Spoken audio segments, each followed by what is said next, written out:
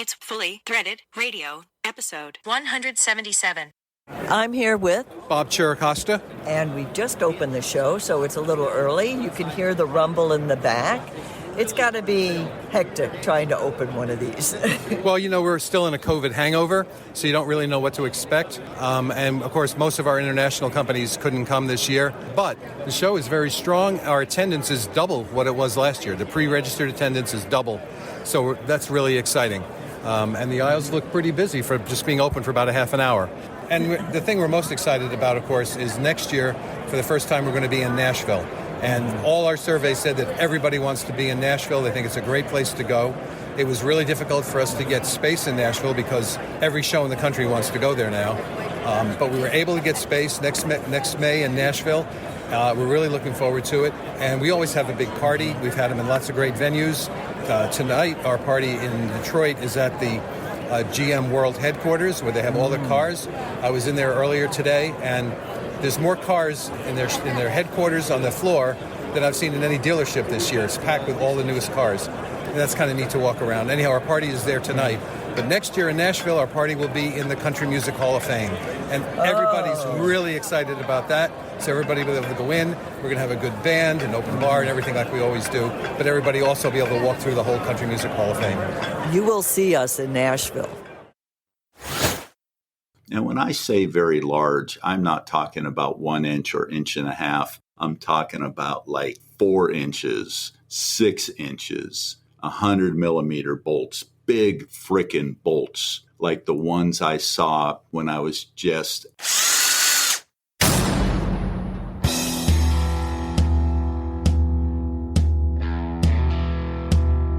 It's time for Fully Threaded Radio.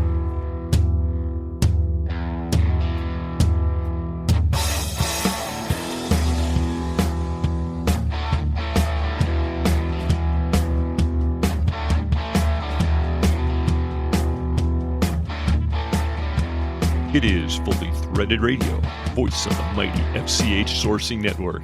If you buy, sell, manufacture, import, try to import, and stand around waiting for your parts, anything broadly having to do with the industrial threaded fastener industry, well, this is the podcast for you. We're so glad you clicked in.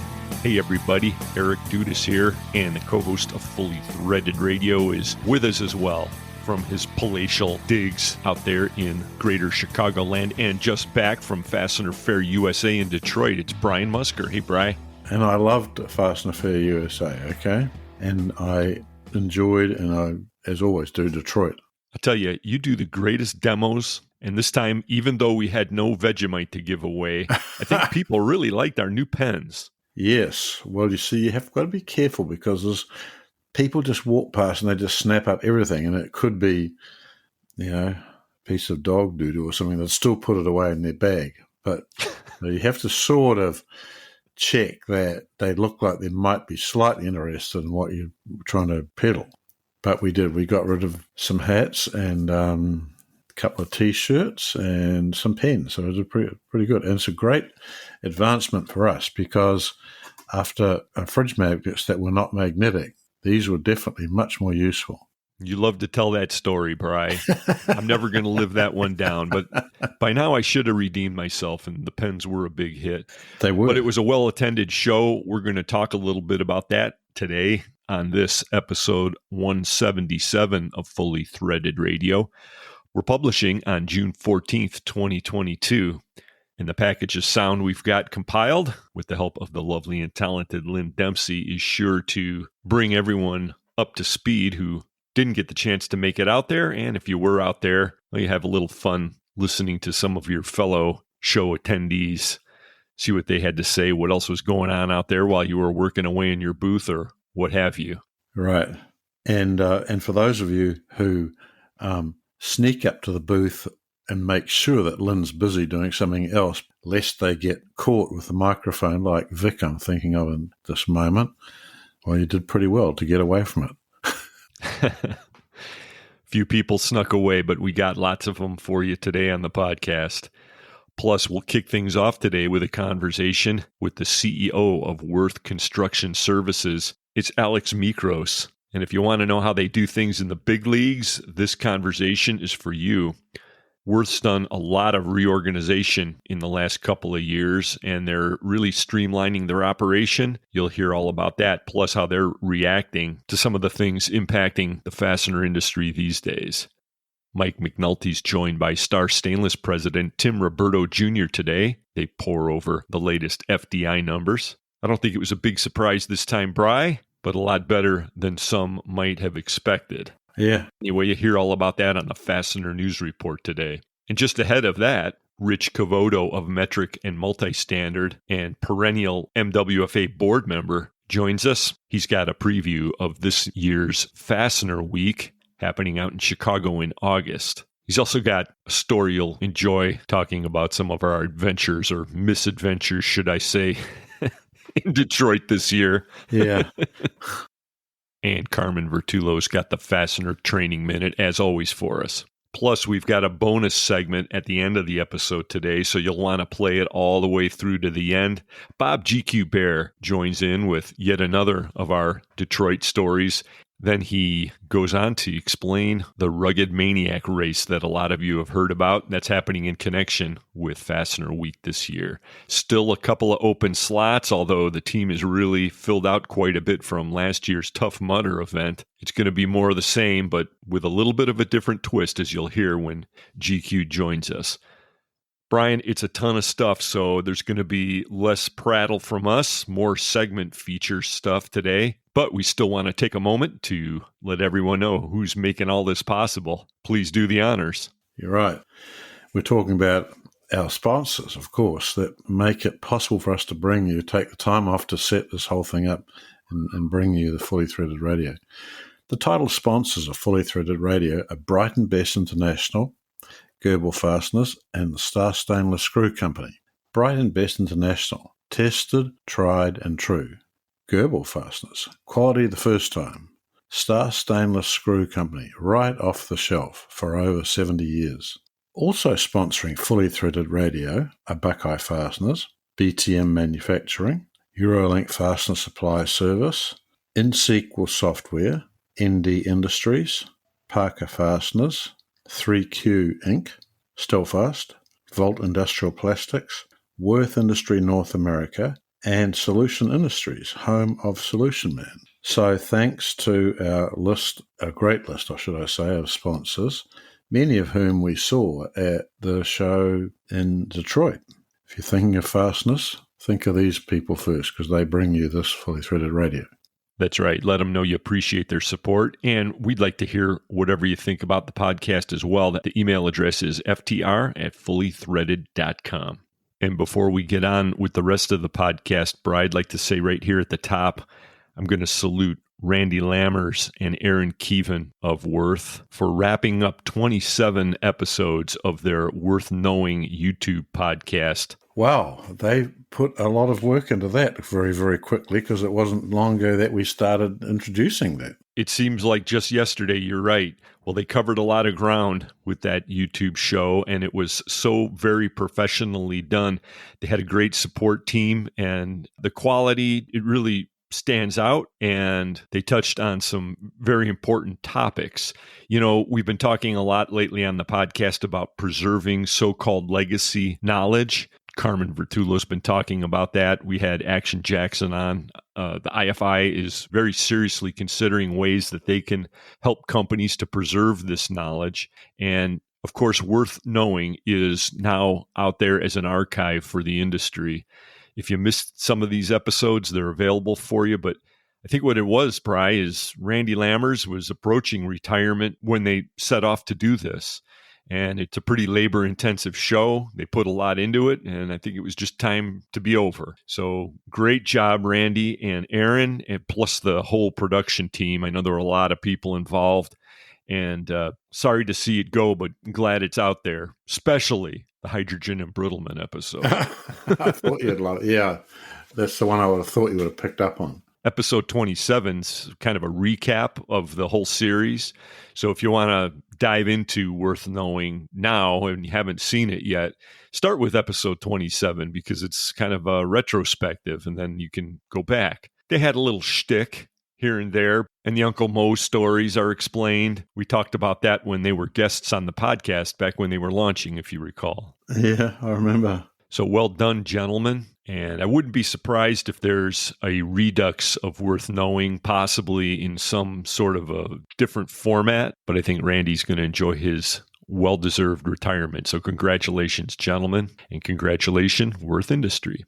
Well, we got a giant show lined up for you folks. Glad to have you aboard.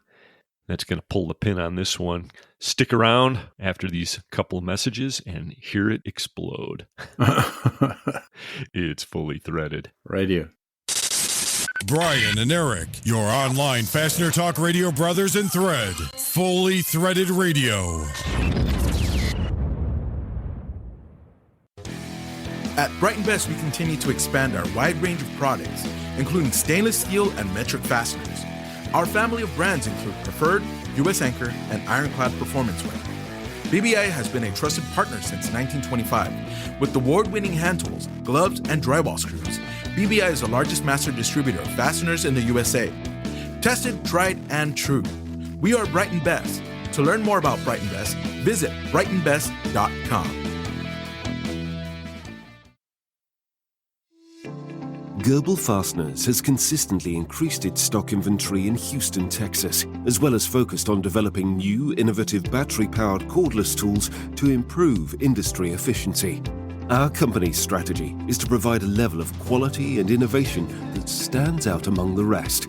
If you are interested in being part of a brand that is revolutionizing the industry, make sure to contact Gerbil Fasteners today to see what we have to offer. Gerbil Fasteners, the leading rivet source. You hear that? Your line is speaking to you.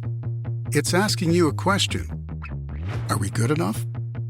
Is good enough good enough? Do we have everything we need for today and tomorrow? Are we delivering the best possible solution?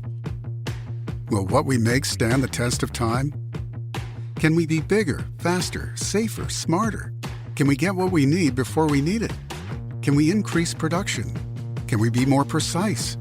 Can we work day and night for weeks on end? Can we create what's never been done? Yes, we can. Let's discover your worth.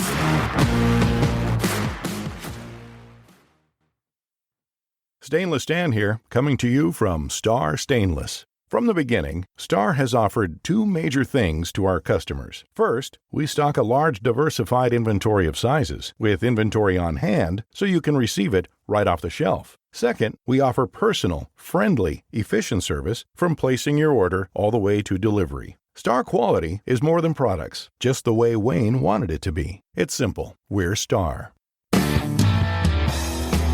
Hey everybody, Jake Davis, BTM Manufacturing. When I'm fixing for some Vegemite, I listen to my boys Brian and Eric on Fully Threaded Radio.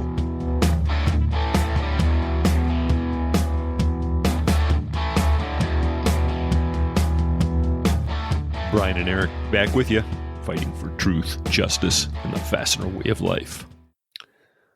So, Brian, when we got back from Detroit, you had a pile of scrubber stuff to do. Are you through all that yet? Yeah, you're right. It was a heap. No, I'm not, but I'm deep into it, though. We had a great booth in Detroit. We were right next to Craig and Kim from Eurolink Fastener Supply Service. Then right across the aisle, it was the Smart Cert folks, and then the Insequel people. Plus, just on the other side of them was Jason Baines from J. Lanfranco, who's turning out to be an interesting addition to the tribe. You could say.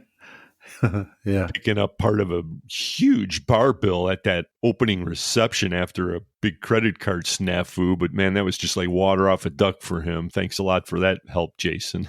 Yes. And the numerous cups of coffee and water and drinks and things he kept wandering around bringing people. Yeah. Yeah, we'll see him up at NFDA later in the month. And a lot of interesting people came walking down the aisle. So overall, it was pretty good. But getting back to the scrubber situation, Insequel just had their annual user meeting up at their headquarters. And right afterward, boy, did we receive the calls from people needing their inventory cleaned up. I guess a lot of people continue to move into online shopping cart systems, especially through the in-sequel system. Yep, true. Well, it sort of makes it easy for you, actually. I mean, the way you don't have to have separate copies of your inventory. I mean, you might choose to, but you don't have to. And it just requires, like everything else involving the web, requires a little bit of setup. I mean, you can't just, as we know, most inventory is pretty sort of crappy condition in its description. So you couldn't put it on the web. No one would be able to find whatever you have. So you've got to have had it broken down into all the specific sorts and sizes and things. And that's exactly what FCH can do. We've been doing it for years. It can be a very tedious and labor-intensive job. The scrubber makes it much faster. Get out to fastenersclearinghouse.com. We've got a link right off our homepage that has a white paper and a real straightforward description on the capabilities of the scrubber.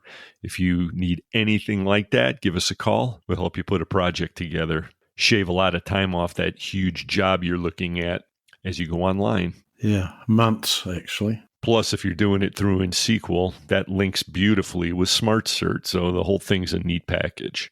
And I tell you, Bri, what they've done over at Würth to streamline their operations has turned into quite a neat package in itself. I was looking at the latest issue of Fastener World magazine. Most of you know that that's a fastener trade publication, comes out of China. And I like to look at their American coverage to see what gets picked up. Yeah. How they look at things and who gets their press releases in there. Actually, this one came out of the European coverage, but they were talking about Würth's recent reported revenues, which are substantial. I think somewhere on the order of $16.5 billion, Bri. Wow. And of course, the North American group is responsible for a nice portion of that. Alex Mikros is the CEO of Würth's Construction Services Group, and he sat down and talked with us recently. This is a pretty good conversation. Well, yeah, why don't we listen to it now? You read my mind. Amazing that, isn't it? Supply chain issues continue to be a huge topic in the fastener industry. Fully threaded listeners are very well aware of that. It's hitting all the sectors, construction being one of them. Here to talk specifically about what's going on, it's the CEO of Würth's Construction Services Group. He's Alex Mikros. Hey, Alex, thanks for joining us today. Hi, Eric. Thanks for having me. Pleasure, big time. Well, this is an area that you know a little bit about.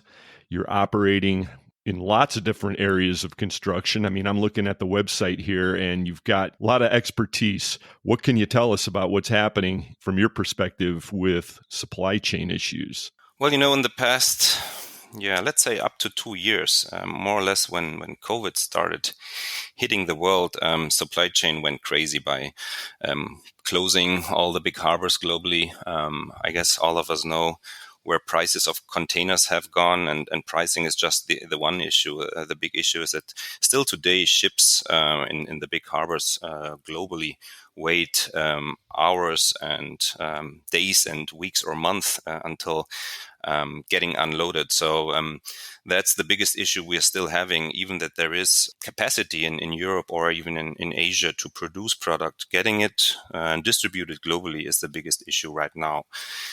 If you talk about construction especially, we probably need to separate it a little bit, since we have a lot of demand for domestic product in the US, which there the main problem is really capacity and raw material combined with a really high demand in the market.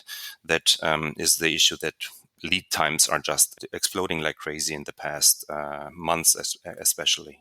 Okay, so these are the issues that we're pretty much all familiar with now, and this is just the reality that we're all living with. But you make a point of separating the domestic and overseas imported material. Do you see anything happening, anything opening up at all, or what's the situation with the imported material? Well, we are hoping that the availability of raw material until latest end of the year should get a little bit better. What we are trying to compensate that, but again, that's connected to long lead times, is we are trying since months already to build up as much stock as possible, so we are able to serve our customers on a short notice out of stock. But if lead times go from 4 weeks to 28, 32 or 35 weeks, this takes a long time to build up stock.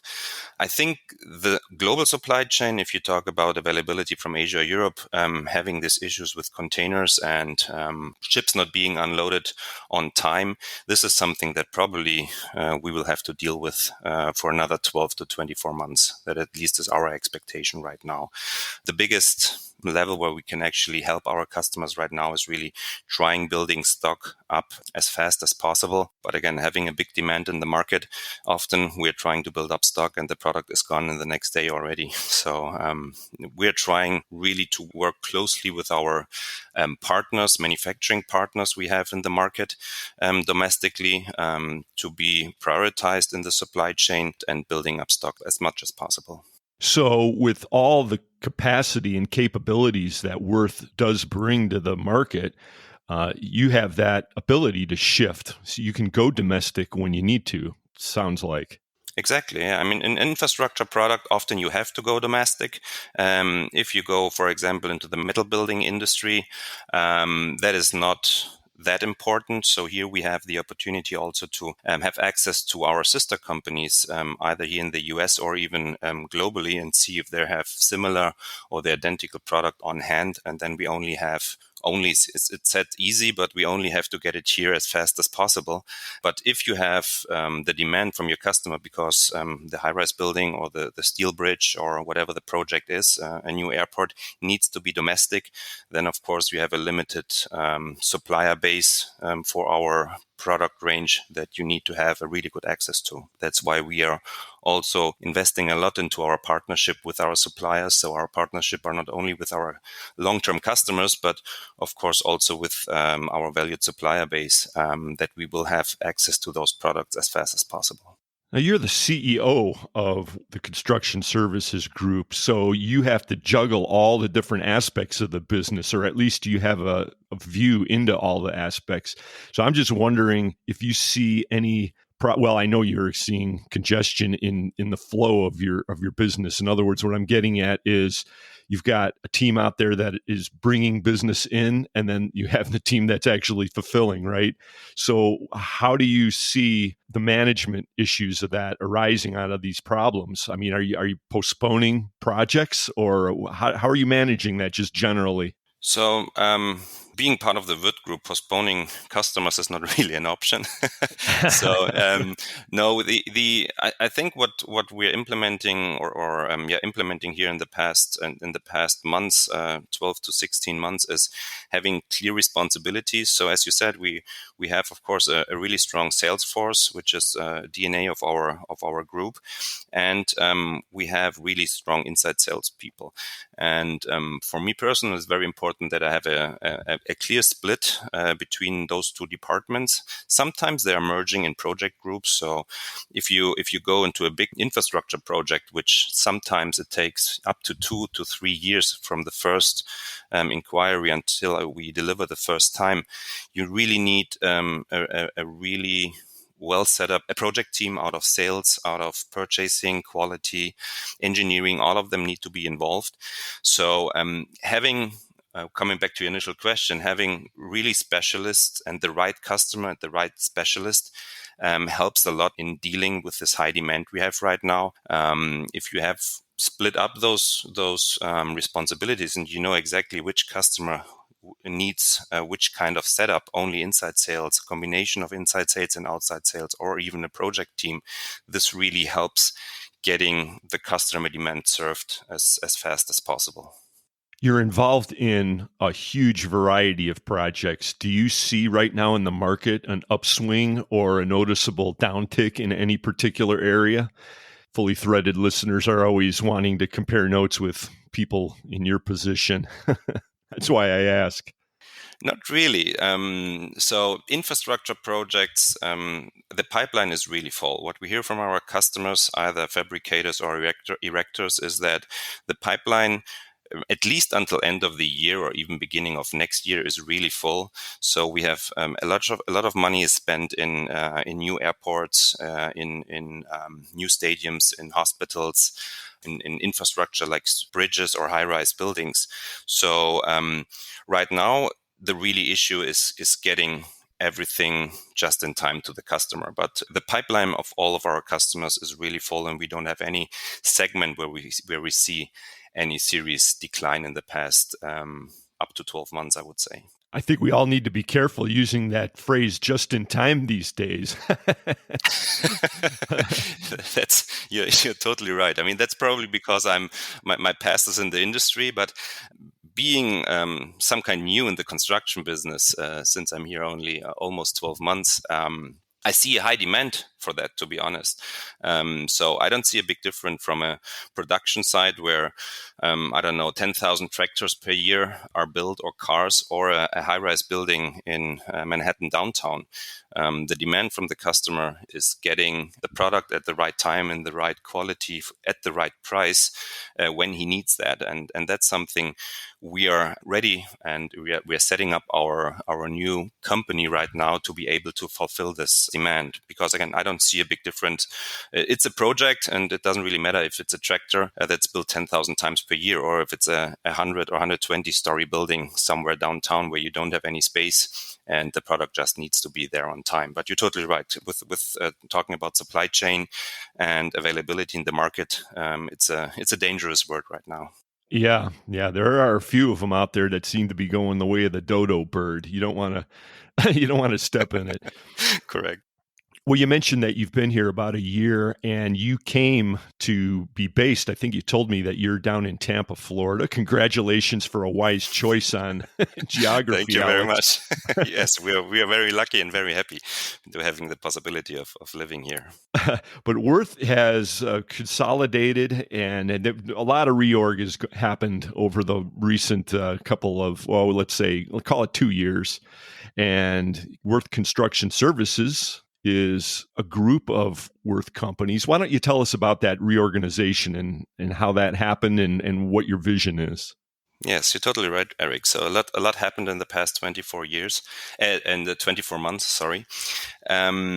So having a look on the construction business, the Würth Group acquired, let's say, 3 companies out of the 4 I'm responsible right now that were specialized in the construction business. That was the first one was Würth Action Bolt, based out of Florida here. We bought already in 1999. This company went through different divisions within the Würth Group in the past 12, 13 years since it's part of the group, but came back to the industry division just a year ago. After that followed House of Threads. I think it was 2016 when we acquired this company based out of Birmingham, Alabama. And House of Threads is also specialized on the construction business. And after that followed Weinstock in New York, Long Island, a company with over 100 years of tradition in the structural bolts business that we bought in 2017. And the last one was last year, Atlantic Fasteners out of Greensboro, North Carolina, a company which is specialized in manufacturing and not trading of anchor bolts. So over the past up to 10 years, we gathered those companies being specialized in that market. And some of them, like House of Threads, had a foot in 2 business models. So they were also dealing with industry customers. Approximately half of their business was industry business and the other half was structural business. So what we started a year ago is cleaning that up. So I'm a fan of a clear view on, we call them fish bowls. So we tried to get our fish bowl as clean as possible. So we moved our industry partners and customers to sister companies because they have the right setup in the future to serve those customers. And we kept all customers that are somehow connected to construction in our group. So that was the first step, getting a clear view on our customers. And having this clear view gives you a much better understanding on what your logistic needs are and what your footprint needs to look like in the future, what the setup of your branches need to look like, because it's totally different serving a construction site or serving a Kanban system of an industry customer. So the first step for us was having this clear view of our customers. So what we did is we merged all of those 4 companies by the 1st of January this year into our new company called Würth Construction Service. So this company is legally active since the 1st of January, and we're combining the strengths of all those 4 companies right now into one company based out of the former House of Threads headquarters in Birmingham, Alabama. That's where our headquarters is based right now. Doing that, of course, you can imagine it's a lot of change. First of all, splitting up customers. Second step is we were combining the sales force. We are combining the finance department, having only one purchasing department. So again, the idea is combining the strengths of all 4 companies into one centralized approach. Yes, that seems to be the trend across Würth industry these days. And so the construction services group is being led by you, and you're making a lot of progress. So what's the vision for your group? How far does it go from here? I know there's been a lot of changes so far, as you've just described. Where are you going? Correct. So the vision, I mean, numbers are easy. And if you know the Würth Group a little bit, numbers are always high. So we have the luck of being part of a family-owned group, a really huge company that gives us a lot of opportunities to grow. But the vision for me and for Würth Construction is we just don't want to be another structural bolt supplier. So again, coming out of the industry, our ideas of being the one source supplier for our structural customers in the future.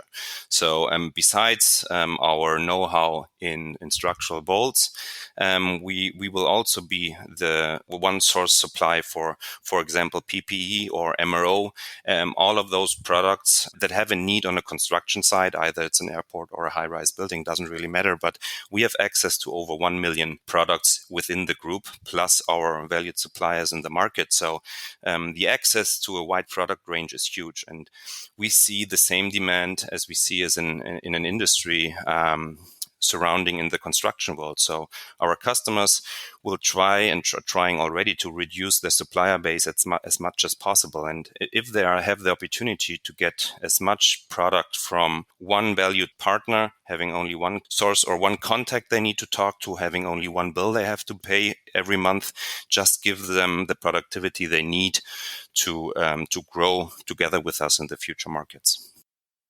You mentioned MRO and PPE as a part of the offerings, and I mean, it's growing, it's building towards that.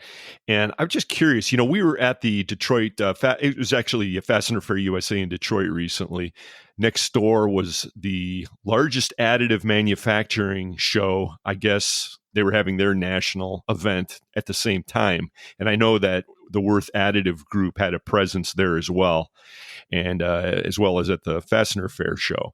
So do you see at all additive playing a role in MRO and PPE kind of coming in? I mean, do you see any kind of synergy there as well? I do, yes. And as you mentioned, the additive group is also a quite new segment in our group, but they are highly successful, and we see demands rising in all divisions we're having right now globally, not only in the US. But what we're investigating right now is some of our longest partners trying to investigate in which kind of segments this could have an impact in the construction world. So right now, there are not many areas where you just go and say, well, look at that. We could do that by 3D printing or something similar. This is really workshops we are implementing together with our customers to find out where the exact needs could be. Because again, we have the power through that division to provide either products or even printers. And I think it will have a huge impact in all markets. Right now, most of them, we don't know them yet. That's why it's very important to have groups together with either the manufacturer, us as a trader, or even the customer to find out where the right areas are to invest into that kind of projects. Right.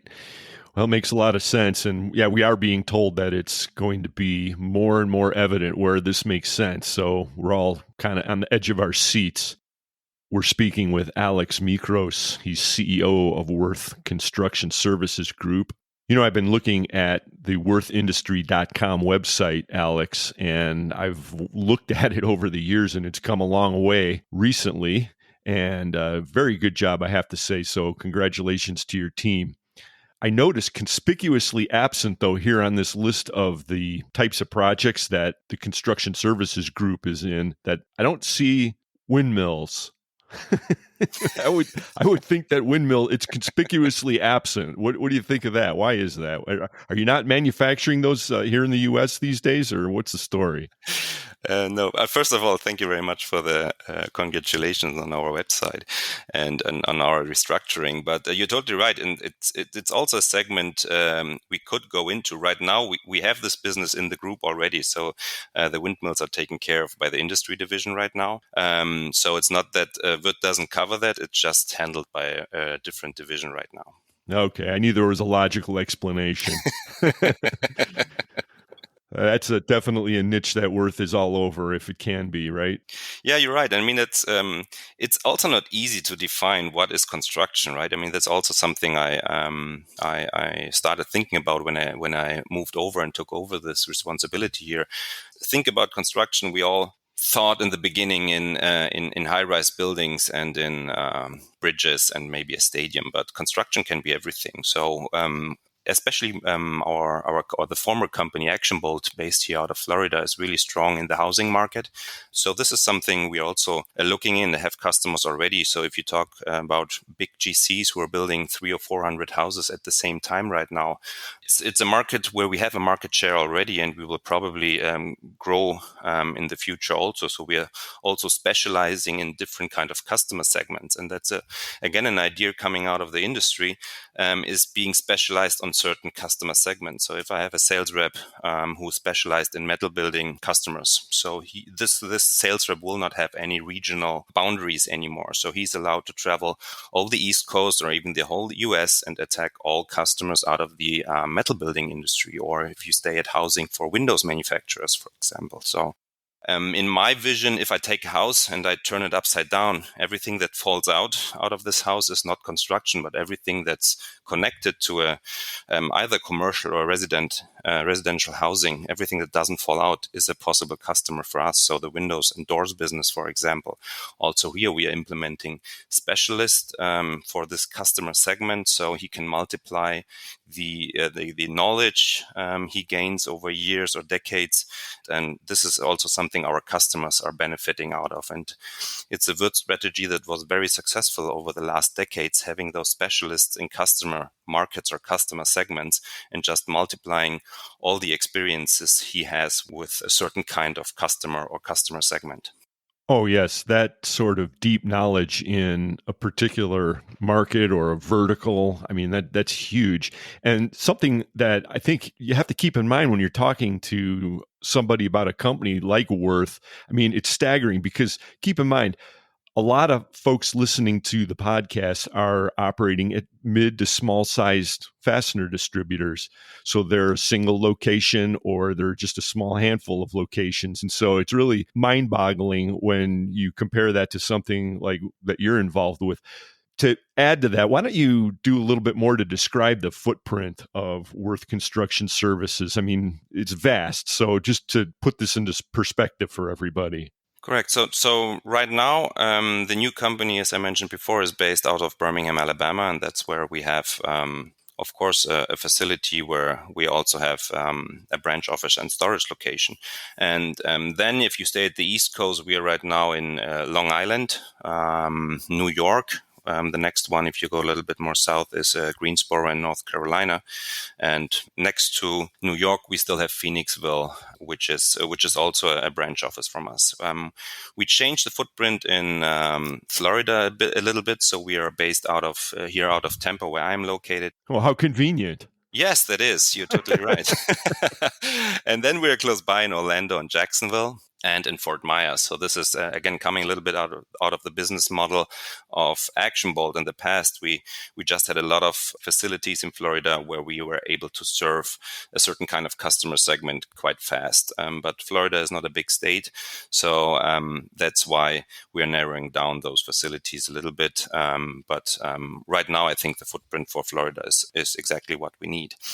And then we still have Houston and Indianapolis, 2 facilities where we are in sister buildings. So we don't have our own storage place there, but the industry division has 2 huge warehouses in Houston and Indy. And we have our products in their stock. Which, again, if you think about getting a little bit leaner, it just makes sense to share buildings. And that's also a vision. If you look at the whole wood industry North America vision, this is also something we will follow up in the future, sharing as much buildings as possible, thinking more into centralized hubs. So those buildings are going to be big. Of course, we have a different logistic approach, but if some building can serve a VMI for a customer, they're also able to handle our big kegs with TC bolts, for example, that we need to supply our customers. So on the big picture, today we are mostly on the East Coast, let's say it like that, and we are able to serve our customers there. Having less facilities as in the past has the benefit of not having too many internal transfers. So when we investigated how much product we delivered, not to a customer, but to a different Würth branch, doesn't matter if it's industry or construction or MRO, this is huge. And the impact is by Murphy, you normally have the product in the wrong facility. So having less facility are also benefits of getting our internal freights down and having the product available in the right facility if you cannot split them up so much. So our target, again, is to be near to the big markets, but having a clever setup, it's no problem to deliver to a customer just in time if you have the right partners in the market and the right storage location. We are able to serve all our customers on time. I've been to that Indianapolis facility. It's hugely impressive, state of the art. Is the Houston facility a lot like that, or what is that facility like? It's not as big. If you think in size, our facility in Minneapolis has a similar size to Greenwood in Indy. And I don't know if you saw it in the press, our sister company Revcar is moving into a similar big building within the next months, within this year in Virginia. So this will be our 3 huge main hubs for the whole U.S. in the future. Actually, I spent some time chatting with Chapman Revercombe at the Detroit show, and he was telling me about his second career now as a GC for that project.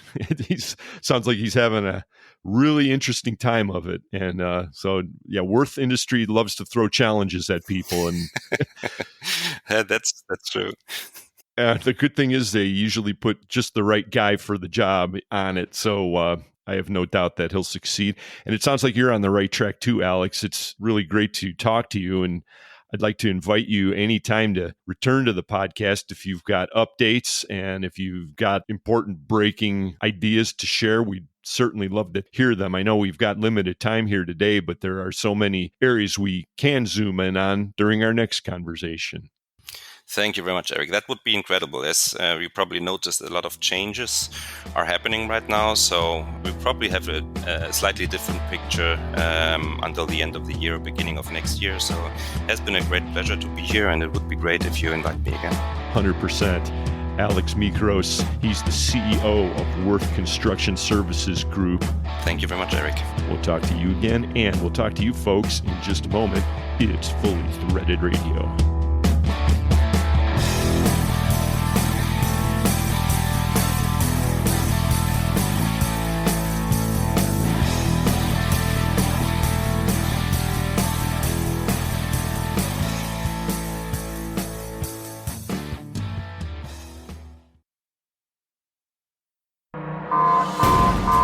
MacGyver, by the looks of that detonator, this whole place is gonna blow in just 10 seconds! Just stay calm, Judy. All we need is a metric fastener manufactured to an ISO or DIN standard. 10 seconds, MacGyver! What about the fastener? Not a problem. Eurolink specializes in hard-to-find metric fasteners. Delivered. Did you contact the sales team at EurolinkFSS.com like I asked you to last week? Well, no. I tried other importers, but they couldn't fulfill the quotes. Oh, Judy, now we're completely screwed. Eurolink. Hard-to-find metric fasteners. Delivered.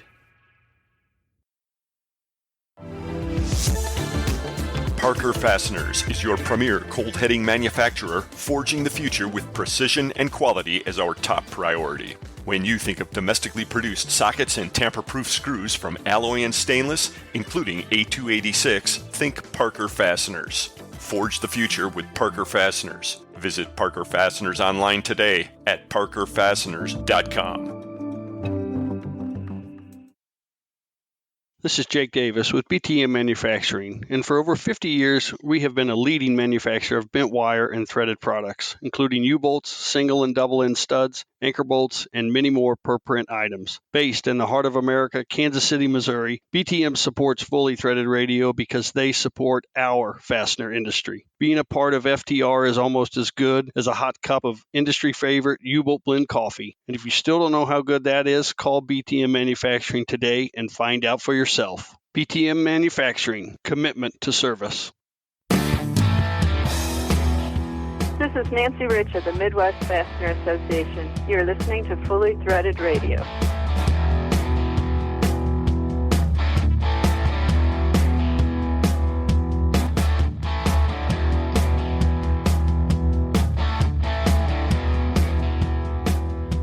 And it's almost time for the Fastener News Report with Mike McNulty. This time, Tim Roberto Jr. of Star Stainless is on with him. They'll be pouring over the latest FDI numbers. Also, after that, don't miss the package of sound bites we've gathered at Fastener Fair USA. That happened recently. We had a blast there, I'd say, Bri. Well, you look like you were having a good time. I did. I always have fun at those shows, and I like Detroit, despite the fact that no one else seems to. Well, it definitely has its fine points. Along with us there was a gentleman who's joining us now. He's got something to discuss coming up in, August, and it's a big deal. The next big deal, I guess, on the Fastener calendar. He's the one and only of Metric and Multistandard, Rich Cavoto. Hey, Rich. Hello. How you guys doing? We're doing pretty good, mate. We're hanging in there. It was great to hang out with you in Detroit. That made the show even more fun. It seemed like old times, didn't it? It definitely did. Back to the old Naperville Association. The NFA goes to Detroit. That's right. Right. Yeah, we got to see a side of Rich Cavoto that I don't see that often. I mean, I'm speaking specifically on the evening that we all went out to dinner with a big group, and I don't know, to paint the picture, we're walking down a city street in Detroit. It's after dark sometime. I don't know the exact time, but we were wandering around. The streets were pretty deserted, and we're looking for a meeting place with some people you were communicating with. I don't know. They were at this bar. We couldn't find it. It was kind of creepy. That's kind of an understatement, kind of creepy, since we never really got in. Walking down an alley between dumpsters and trying to avoid puddles. Puddles of what? Well, I'm pretty sure it was rain because it was a cold, rainy day, first day of the show. But of course, when we get to the place, we're standing in front of it, we thought, and the guy said, no, you have to go around and go through the alley where the dumpsters and puddles were. We get to the door. We try and open it. It says, please call the number. We called the number. Guy says, we're too crowded right now. We'll put you on the waiting list. And I think it was probably 11 o'clock or so, 10:30, 11 o'clock, and waiting list for a bar that was the door was between dumpsters and puddles. We decided to just bag that and meet everybody. I think it was at Queens, another bar right around the corner. So that was quite an experience. Right. On top of all that, though, the name of the bar was the Bad Idea Bar. So to begin with, I had my misgivings about it. I heard it was quite unique, though. We did catch someone walking out while we were walking to it, and they said it's definitely something unique that you definitely should check out, but there's no way we're going to sit around and wait for other people to leave for us to go in. So maybe next time we go to Detroit, we'll have to check that out. Yeah, well, maybe. I don't know. If it weren't for the fact that, it was Jackie and I and you and GQ at that time. We'd separated from the larger group. We were looking to connect with a bunch of other people. But I have to paint this picture a little tighter for folks, because as we're walking down the street, and we can't find this place because we didn't realize it was in a dark alley. which under normal circumstances we never would have done, Rich. I got to tell you, if it wasn't for you, and you walk up to these three guys, they're the only people coming down the street. And frankly, I wouldn't have done this, but they look like Russian mafia, if you want to know the truth. And you just asked them point blank, where is this place? And they said something to the effect of, go around corner into alley behind large boxes of garbage. Yep. And we did it. Yeah, we did. We tried. I was not part of this. Lynn and I had peeled off by this stage, thinking this is not what I need to be involved Brian, in. you're smarter than most. We're not that smart when it comes to that. I can go back to my room and have a drink there. It's just, this is fine. Well, that was our near brush with the bad idea bar.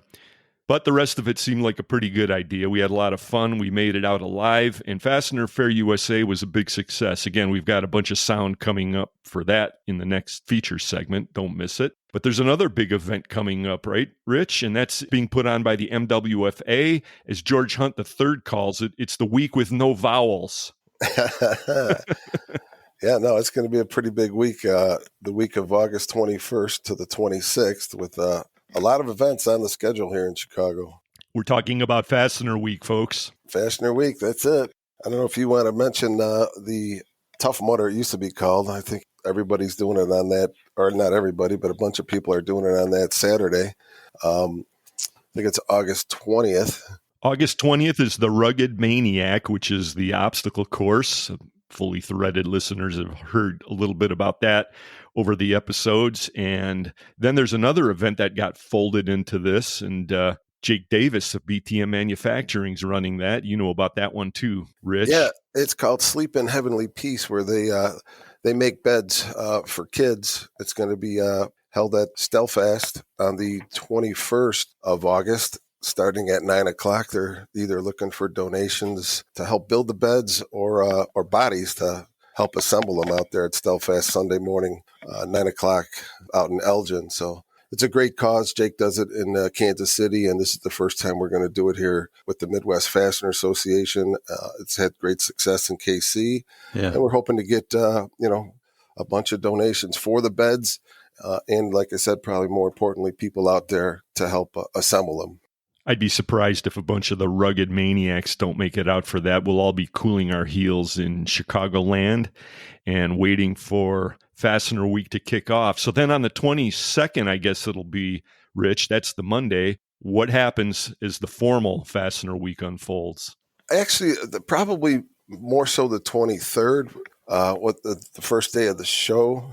There's going to be a little seminar we're having for safeguards for buying import or domestic manufacturing seminar, which starts at 9:30 to 12. New location this year, Oak Brook Hills Resort. Right. Went out there the other day to check it out, and had to test the course out to make sure it was it qualified to be one of our courses for the Midwest Fastener Golf Outing. Does it meet your standards? Well, way above my standards. But the course was nice 18-hole layout, beautiful Hilton property, a lot of bars inside, a lot of room for people to spread out and mingle. So it is a beautiful resort, a little bit south of where we used to be in Oak Brook Hills there. So it's a nice Hilton property, and kicking off the 23rd with that seminar in the morning, and then the show starts 1:00 to 6. Everything's at the same location, so the show and the golf, everything's tied into one place. So it should work out pretty nice, as long as the weather's not too hot in August here. Yeah. And of course, after the show again, 1 to 6 o'clock, Fastener Bash from 6 to 8, same resort. Should be pretty good. Plenty of nice restaurants in the area. Oak Brook's a nice part of Chicagoland with restaurants and facilities and a lot of places to have fun. Yeah, it's a pretty swanky area. There's lots of restaurants. Yeah, I think it'll meet MWFA standards and all the guests. Now, the event that's happening from 1 to 6 is the 40th Fastener Show put on by the MWFA. This is the very successful tabletop event. Yeah. Last year, of course, it was a big success. We're expecting that again. So that's going to be one heck of a day. And, of course, your board does a tremendous job on all that. You're the golf chairman again. Is that true? Yeah, they keep me on for the golf chairman and try and find a speaker for our, for our scholarship event. in November. So, the golf chairman is pretty much my forte. Right on. Well, somebody's going to be issued the FTR award at this event, so we'll keep you posted on that one. Well, then moving ahead to the 24th, what's going on, Rich? Something big there that folds right into what you were just saying. That's the 69th annual golf outing at the Oakbrook Hills Resort. The course is actually called Willow Crest Golf Club, right in the same property. Shotgun start at noon, followed by dinner reception afterward. So it's like I said, it's a really nice location.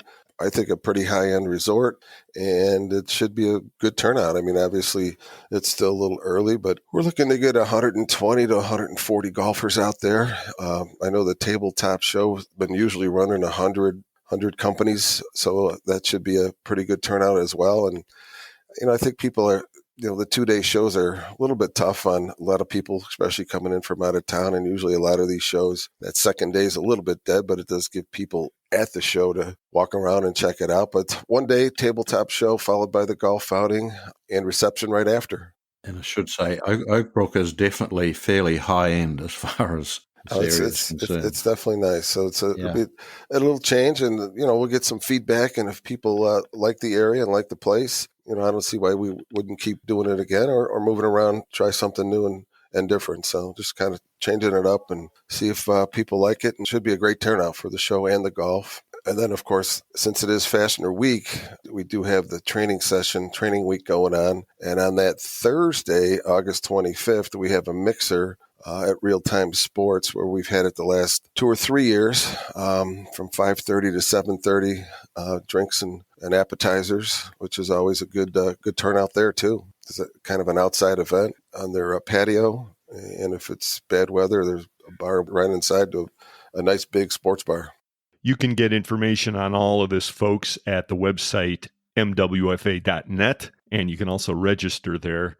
I finally got this thing to come up on my calendar, Rich. The part of Fastener Week that starts on the 22nd is, as you just mentioned, Fastener Week. So if you're looking to earn your Certified Fastener Specialist accreditation, why not do it during Fastener Week or have some of your team do it while you're out there having fun elsewhere? It sounds like a winning combo. Yeah, that's at the Belvedere Banquet, and there's... the last couple of years, I think there's been 25, 30 people attending that. And then the Real Time Sports is right next to it. So all the people in the class come for that mixer, and it's just a nice event.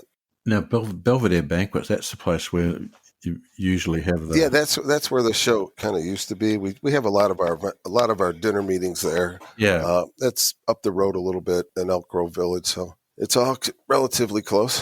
Yeah, that's cool. We're talking about Fastener Week, folks. Don't let the absence of vowels fool you. It's all about fasteners. Well, Rich, thanks for hopping on there. We're going to cut over to the news in a second here. As soon as I mention that the Fastener News Report is brought to us by Volt Industrial Plastics, and the title sponsors of Fully Threaded Radio are Brighton Best, Global Fasteners, and Star Stainless. And that pretty much winds us to a point, Rich, where there's only one thing left to do. You know what that is. I do know what that is. Now for news about screws you can use, here's Mike McNulty. Good. Perfect. Thanks, Rich.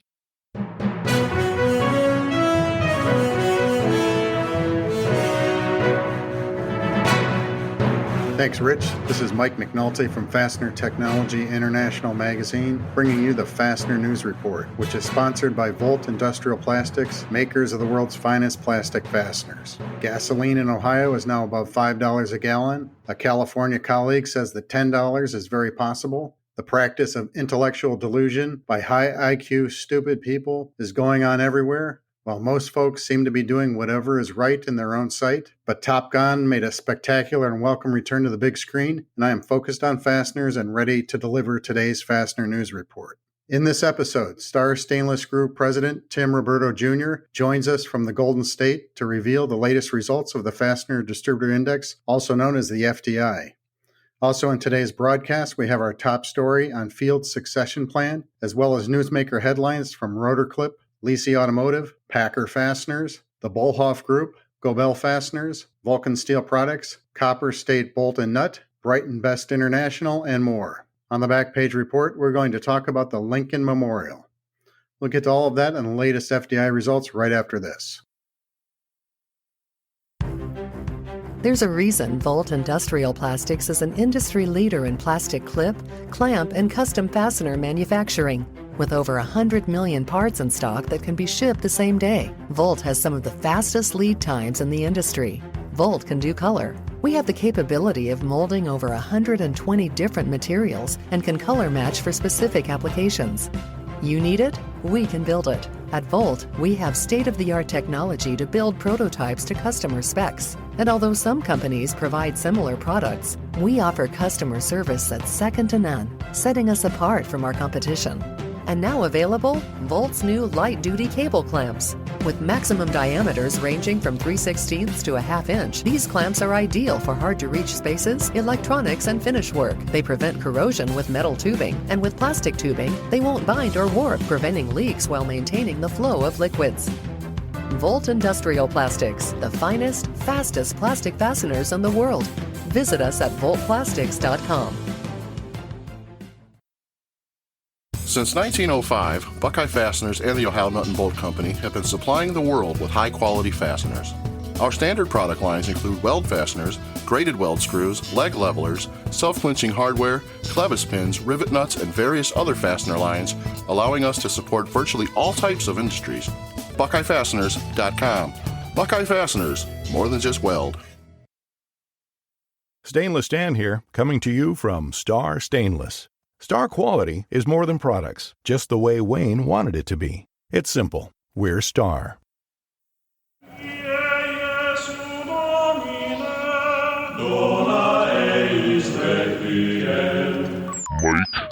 McNulty.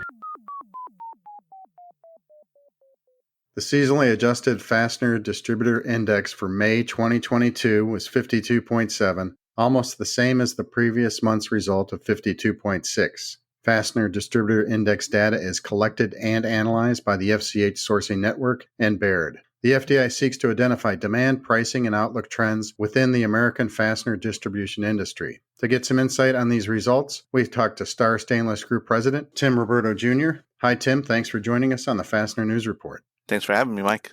You're welcome. So what do you think about the latest FDI results? I was encouraged with all the external noise we have going on in our economy to see the FDI come up just a tad bit, but and the FLI come up just a tad bit. I thought, and seeing it in growing territory, I think was definitely positive. So I was actually encouraged to see that. Yeah, it didn't keep going down because last month, April 22 readings was the second lowest FDI since September of 2020. So yeah, I think that's a good point that it could have continued that downward trend, but it's kind of tempered off, and with a tiny bit of an increase is a positive thing. Yeah, and that to your point, I was curious to see what was going to happen after the March to April drop that we saw. It was significant, and so you wonder what it was going to look like coming into May. But I thought I was encouraged to see, with everything else that we hear going on. I think I was very encouraged. Yeah, there's definitely lots of things going on.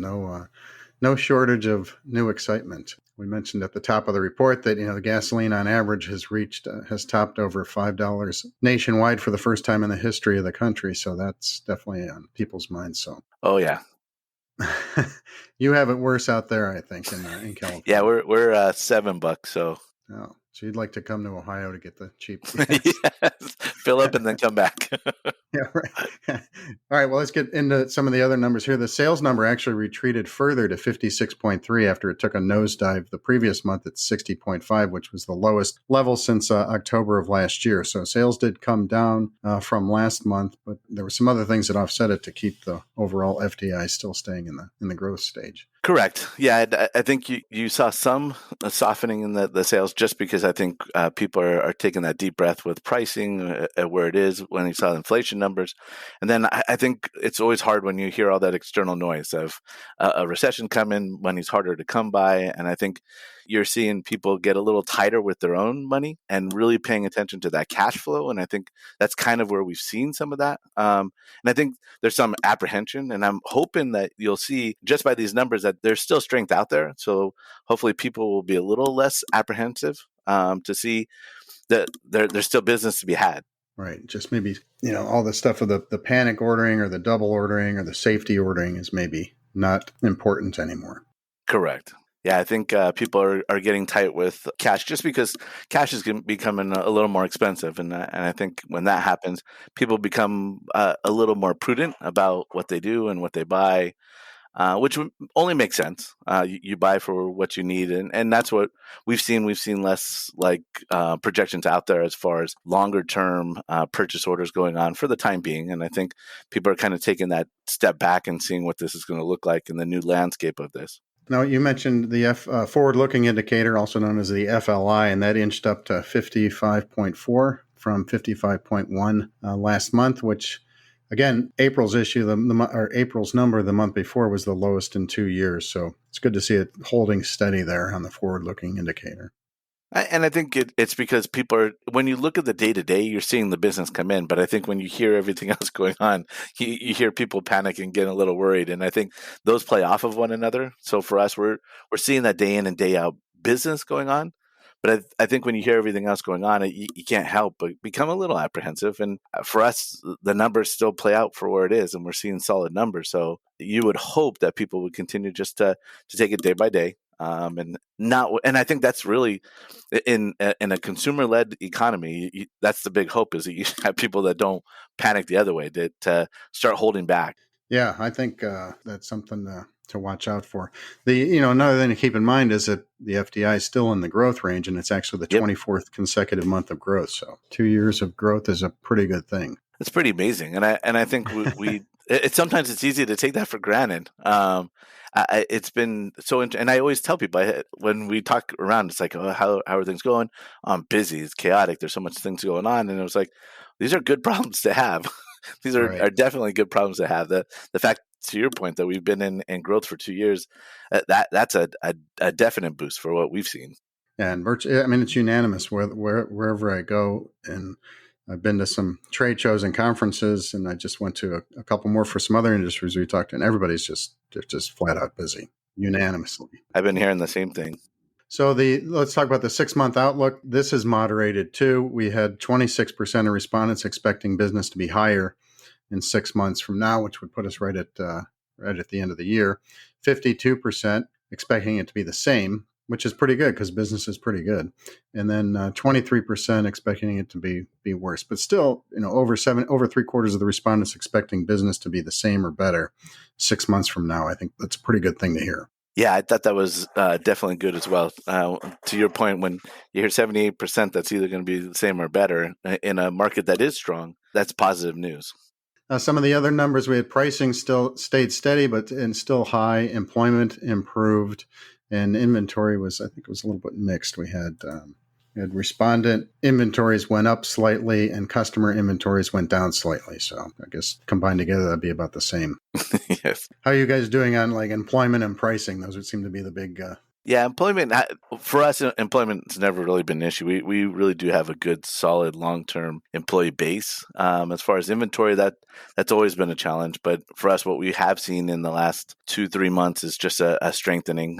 We've seen shorter times going through the ports, which has been nice to see. We're seeing lead times come down just a bit. But I also think when you're talking about pricing, I think you're going to also start to see some movement in pricing, a small movement downwards, just because you're seeing the strengthening of the dollar, especially if you're importing, you're going to see imports come down just by the strengthening of the dollar. But we're also seeing freight numbers come down, which is definitely a positive because that's something that we couldn't control.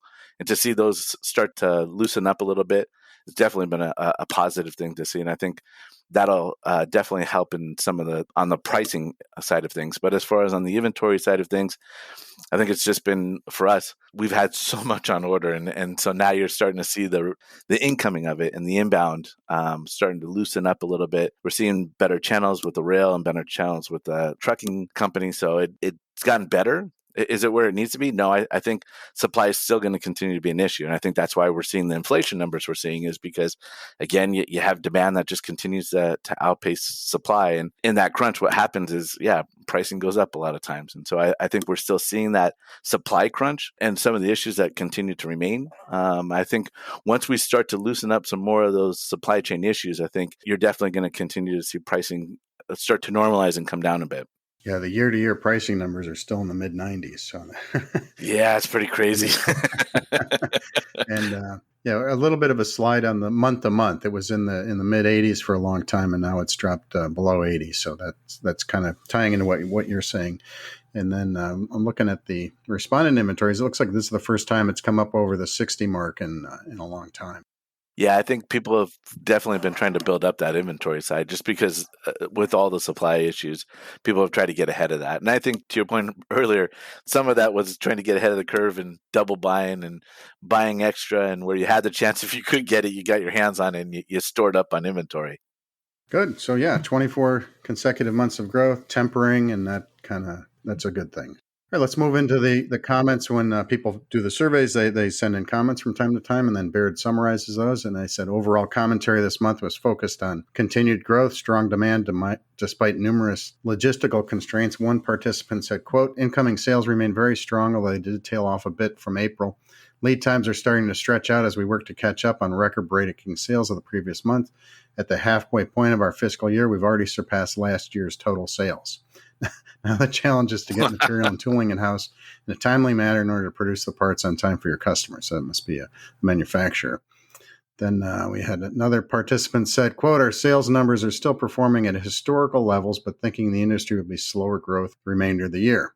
That kind of ties into the numbers. And then we had somebody talked about the port. Issues at the port are increasingly ahead of the busy summer peak, which is going on right now, I guess, and with most attributed to the lockdowns in China. And one respondent commented, we're still having logistical issues getting containers from overseas in a timely manner. One delay after another. Lockdown in China has also created major delays in getting materials shipped, end quote. Now, you mentioned that things are getting a little bit better, so you guys are pulling from different places rather than just China. Yeah, we deal very little with China direct. But I think it does have an indirect effect as well. When you have containers that are tied up, when you have secondary mills and you have wire that's tied up in China, it makes it difficult for other areas. And so I think this is that new economy that we're looking at is one ripple in one side of the world affects the whole world economy. And we're definitely seeing the effects of that. And I think to their point, they're a little bit concerned because they probably have material tied up into China. But I think what we've seen is just overall the volume of shipments coming in has actually been less, and we've seen just a decrease of time through the ports in Long Beach. Is it still good? No.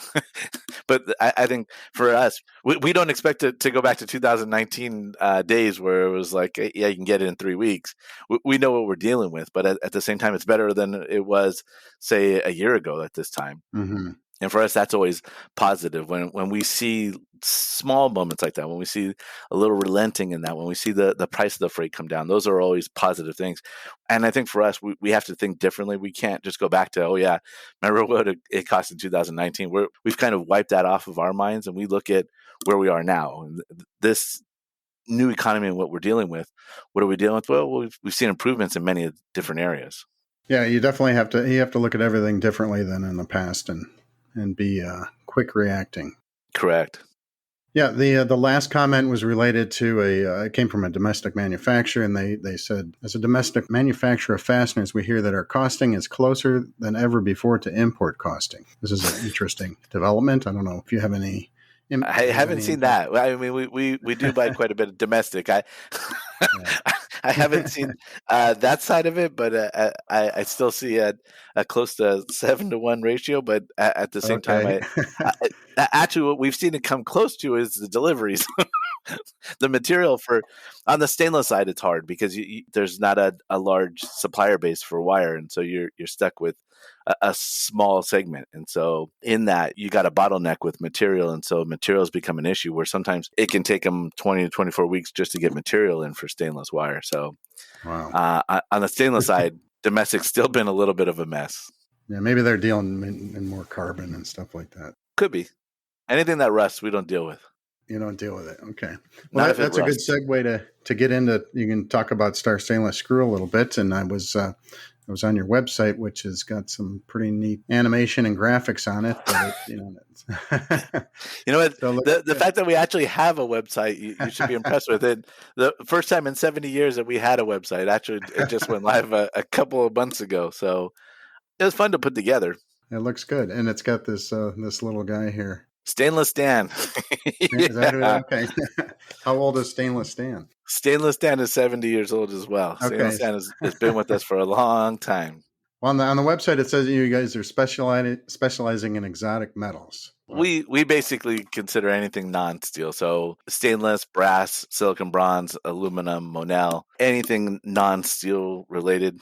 For us, our focus was always stainless, but we kind of broadened that base into silicon bronze, brass, aluminum. But at the same time, it's really the off items, the slower moving stuff. For us, the more expensive stuff.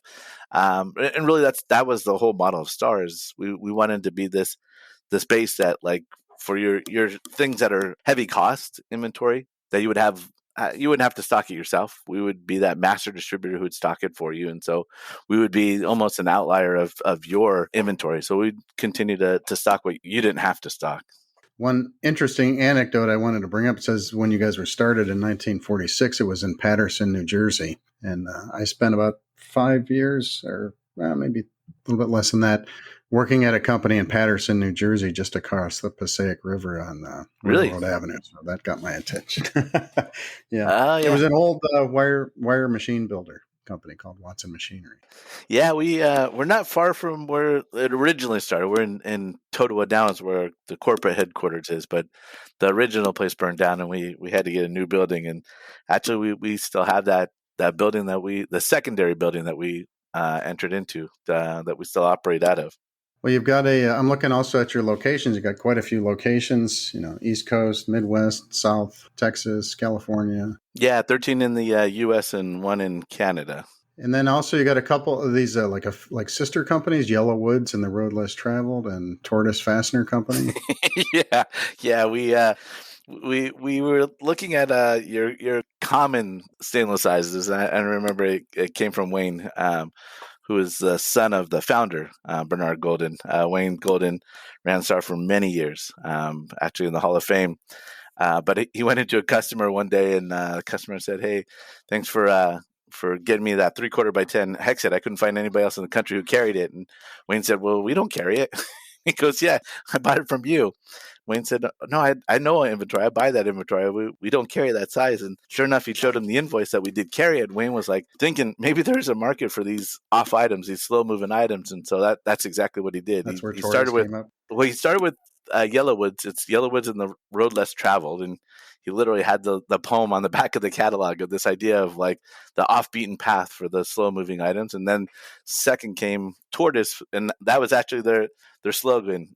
Slogan was "We move slowly," and it was really just slow-moving items, off items in stainless that you wouldn't really think of. Because really, the hope that we have is to be that one-stop shop that we'll have your 3/8x1 hex set, but we'll also have 3/8 by 7/8 brass hex set. We're going to have the off stuff that nobody else is going to have. And so for us, it's having that full breadth of inventory so that our customers don't have to inventory it themselves. Oh, that's smart. Yeah, you carved out a good niche for yourself. Yeah, it's been very good. We can't complain. We have a great customer base. We have a great supply base, and then to the point we talked about earlier, just an employee base that has been with us so long and really do believe in what we do.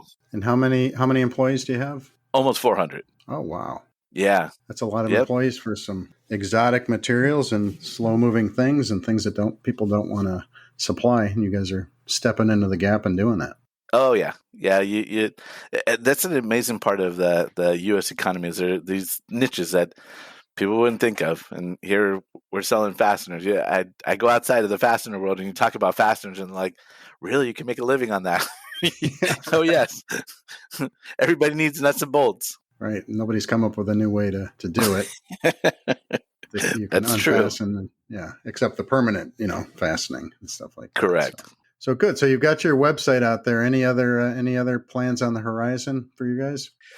Yeah, we continue to work closer with InSequel for online ordering, which has gone very well. We've partnered with actually Fastener Clearinghouse, who within SQL has a part base indicator, which helps people be able to cross-reference part numbers. So we felt like that partnership within SQL and Fastener Clearinghouse has really helped us to continue to grow for that sense. I always love that progressive commercial where it's like a computer when you want it and a person when you didn't. And that's kind of the model that we want at Star Stainless, that it's like the computers we never believe would ever like take away from a salesperson, but instead enhance the salesperson to be able to take that time. And so you have, because I know even for me, I'm now just turned 50 years old, and how do I buy? I buy everything online. And so sometimes it's convenient just to go online and check a price or those kinds of things. And we want to continue to segment to that market and be able to speak to that market. But at the same time, what's always made a difference for me is the people that we have.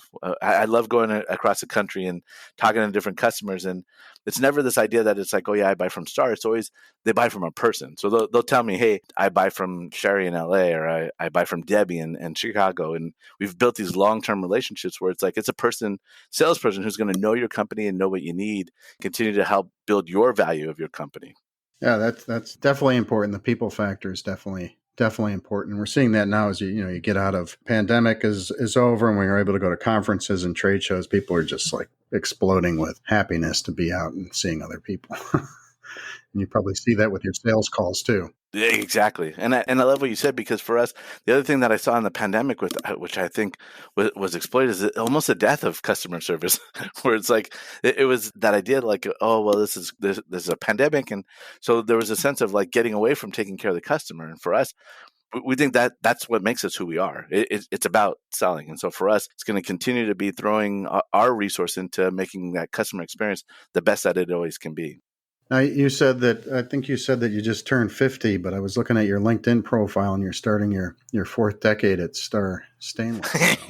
Yeah, 31 years, July 1st. This is the way we are. Once you come in, Mike, you can't get out. It's a beautiful gift. This was my summer job when I was going to college. And yeah, I've been 31 years working at Star, and it's an amazing place. That's great. Now, what location were you at? I started in LA in the warehouse. Okay, very good. Yep.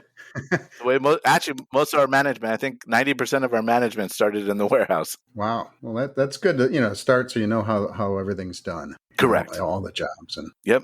Rather than just coming in and telling everybody how it should be done, you know how to do it yourself. Oh yes, that's a great point. Good. Well, yeah. Congratulations on what you're doing there, and you're entering your fourth decade at Star, and then all the customer service you guys provide, and the exotic materials and special products, and keep up the good work. And I say the same for you. I really do appreciate, like, for us, what it's about is educating our industry and helping people realize what's coming up.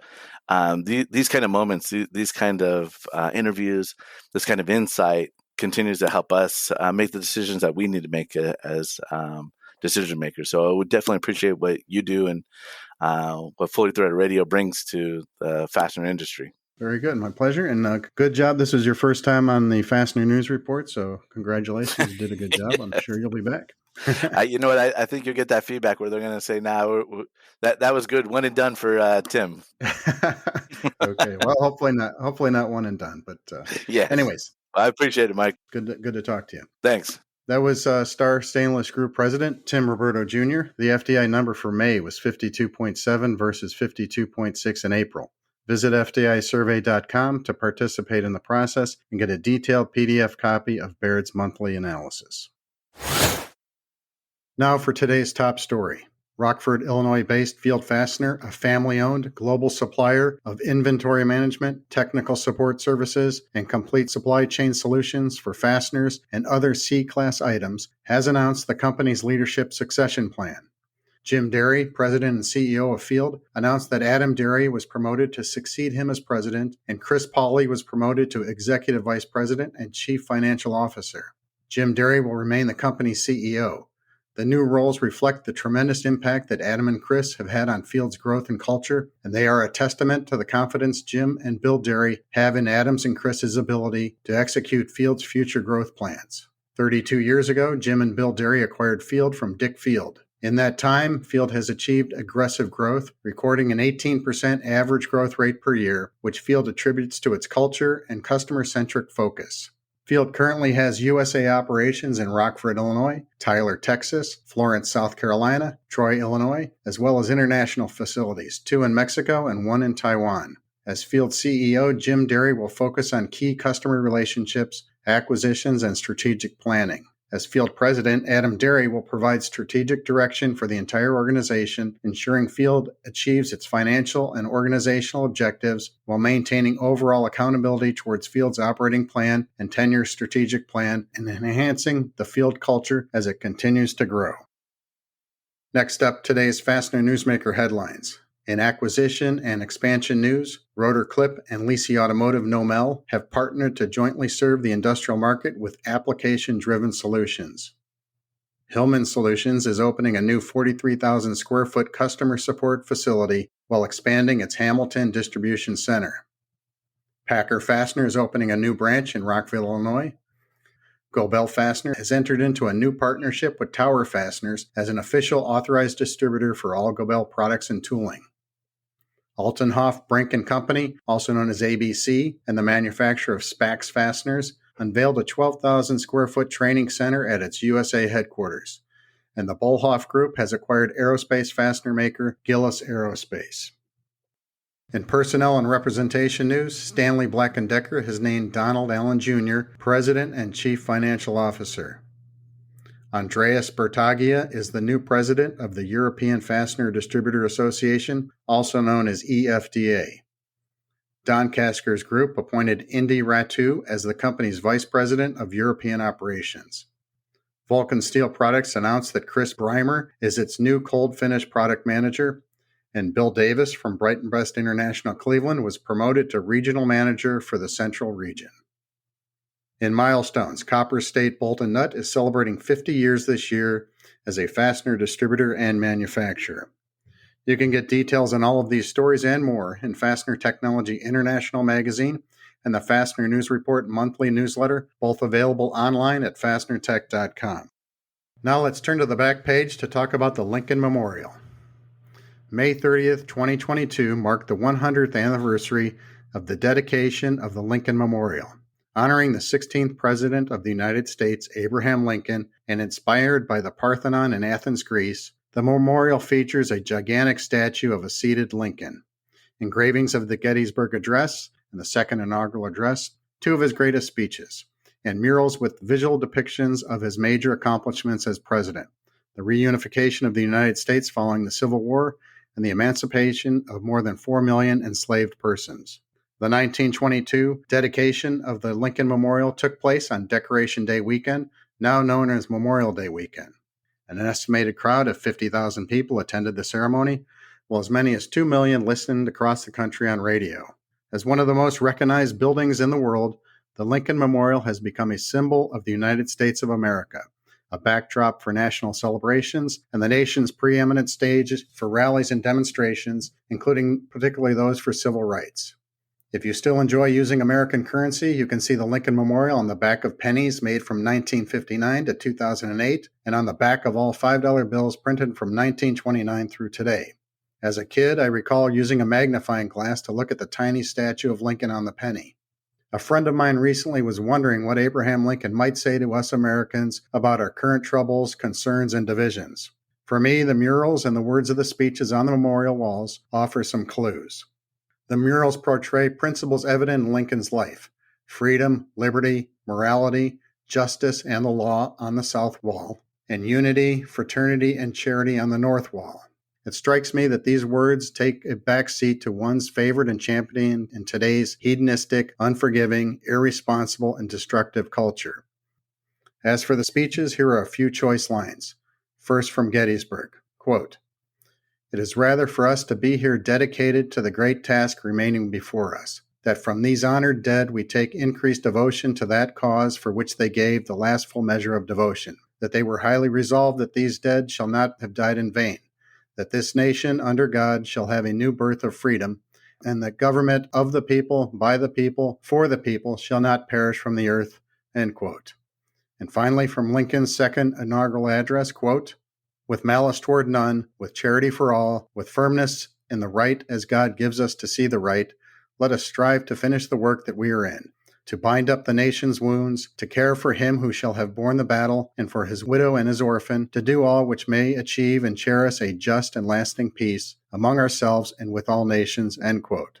So happy anniversary to perhaps the greatest government monument ever made, which gives me hope that another Lincoln figure is looming somewhere in the darkness of this great nation of ours, ready, willing, and able to provide us with some much-needed heroism and leadership. This has been Mike McNulty of Fastener Technology International, bringing you the Fastener News Report. Please send your news, pictures, comments, corrections, or complaints to me at mcnulty@fastenertech.com.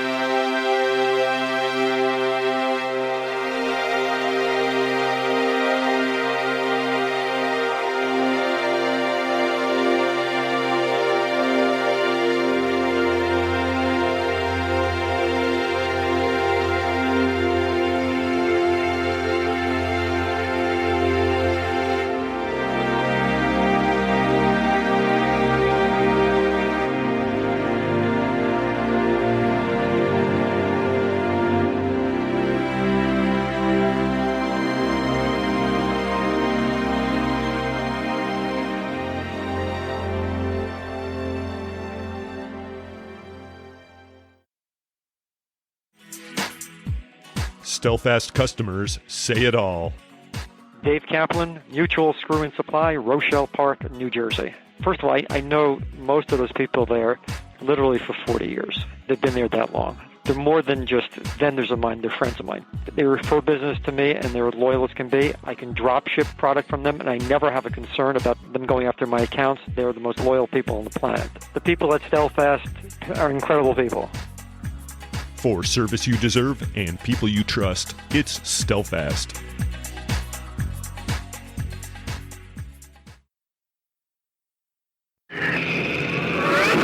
Solution Man, Ken. Solution Man, you're my fastener hero. Just doing my job, ma'am. SOLUTION, SOLUTION. Solution Industry. We are Solution.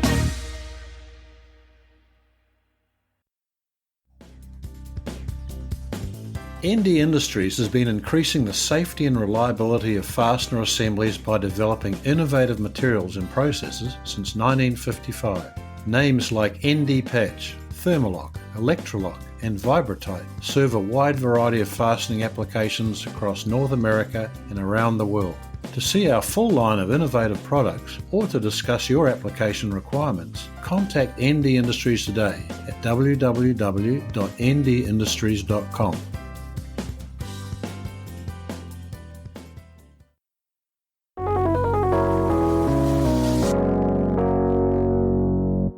Hey everybody, this is Carmen Vertullo coming to you with the Fastener Training Minute from the Fastener Training Institute and AIM Testing Laboratory in beautiful El Cajon, California. Today's topic comes out of an inquiry and some experience I had recently having to do with tightening, or tensioning might be the better way to say it, of very large bolts or studs. Now, when I say very large, I'm not talking about 1 inch or inch and a half. I'm talking about like 4 inches, 6 inches, 100 millimeter bolts, big frickin' bolts, like the ones I saw when I was just at the Space Needle in Seattle for the ASTM F-16 meeting. I got to go up the Space Needle and I got to see some of the giant nuts and bolts that thing was put together with. And so it turns out I happen to know a little bit about how to properly tighten very large fasteners. And when I return, I'll give you a data dump on that. Thanks, Carmen. This is Jo Morris with the Fastener Training Institute. We have slowly been bringing back in-person training classes, and the response and attendance has been outstanding. While the entire industry is facing a surge in demand and feeling the struggles of supply chain, the smartest thing that you can do is invest in yourself and your people with training. This year, the Fastener Training Institute will present our Legacy Fastener Training Week 3 times in different locations throughout the U.S., plus the possibility of a Canadian class in Montreal. Los Angeles, Cleveland, and Chicago are our current city locations for Fastener Training Week, and they have been selling out, so I encourage you to enroll early to secure your spot for this week-long event. For those of you who are new to our program, Fastener Training Week is the training platform to become a certified fastener specialist. After taking the required classes and passing the final exam, participants are then eligible to become a certified fastener specialist, which is arguably one of the highest designations and accomplishments in our industry. If taking a week away from work is not in the cards, and I get it, we are also bringing back our single-day in-person classes with the same content. These are great standalone classes, or take all of them at your own pace throughout the year, and you will still qualify to become a certified fastener specialist. These classes are going to take place in the Los Angeles area and will run throughout the year. As in years past, the Fastener Training Institute is partnering with all of the regional fastener associations and the trade shows by offering training opportunities at most events. If you're looking for a class on fastener basics or how fasteners are made, or even something slightly more technical, we have you covered. These are fun events, they're great training, and it's wonderful networking opportunities, and we thank all of our partners for working with us. Lastly, and most importantly, please check out our website at fastenertraining.com for an up-to-date schedule, course description, and lots of information on current fastener events. We also have an extensive online learning library that hosts more than 50 training videos for every skill set in the fastener industry. Again, it's really been great getting to know many of you. Please say hello to me at any industry event, and it's going to be a great year for training. Now back to Carmen.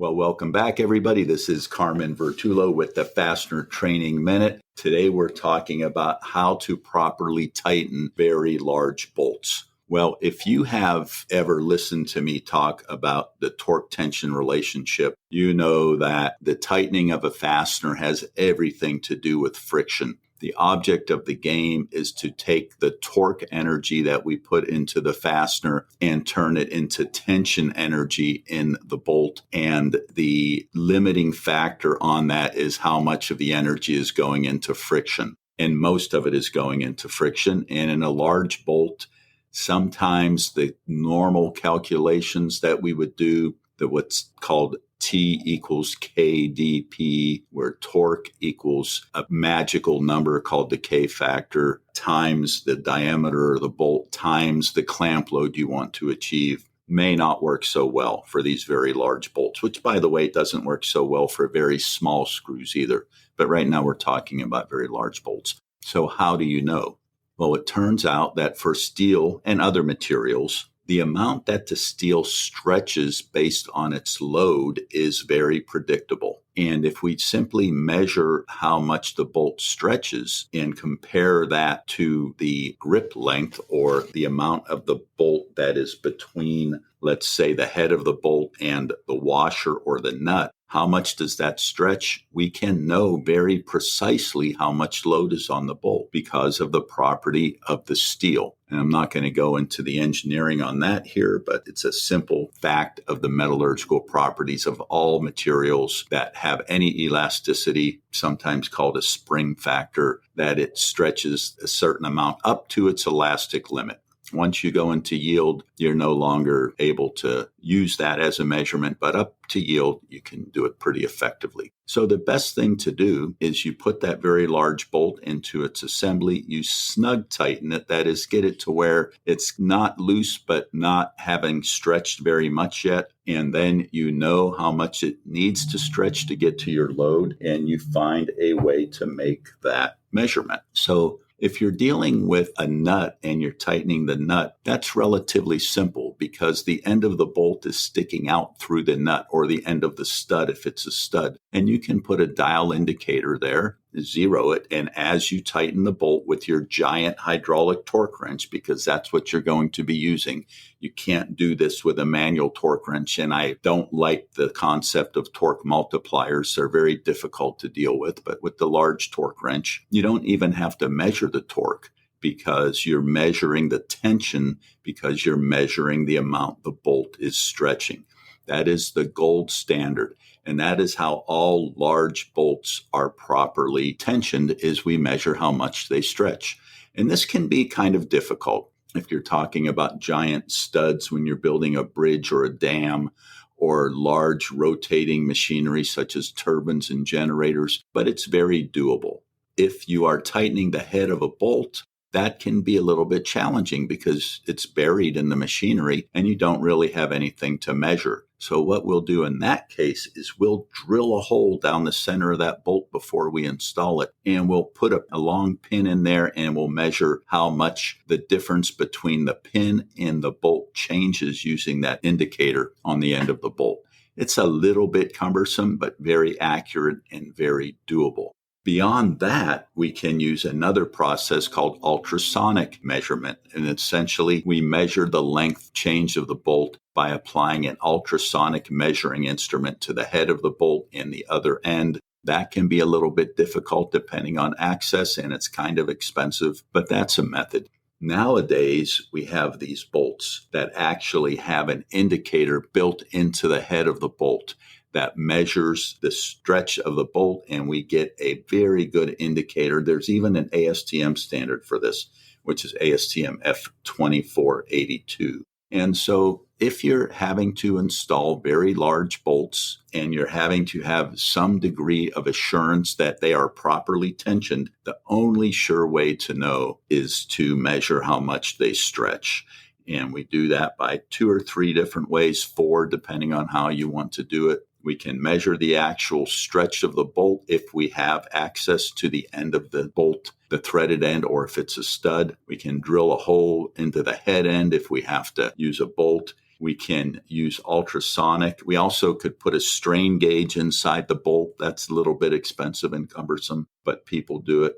Or we can have a bolt that has a custom load indicator built into the head.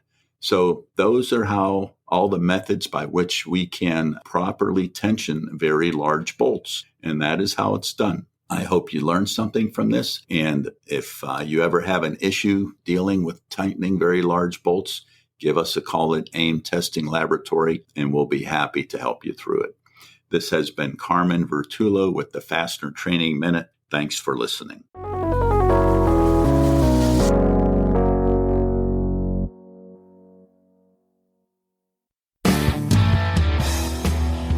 Hi, this is Tom Master with the American Fastener Journal, and you are listening to Fully Threaded Radio.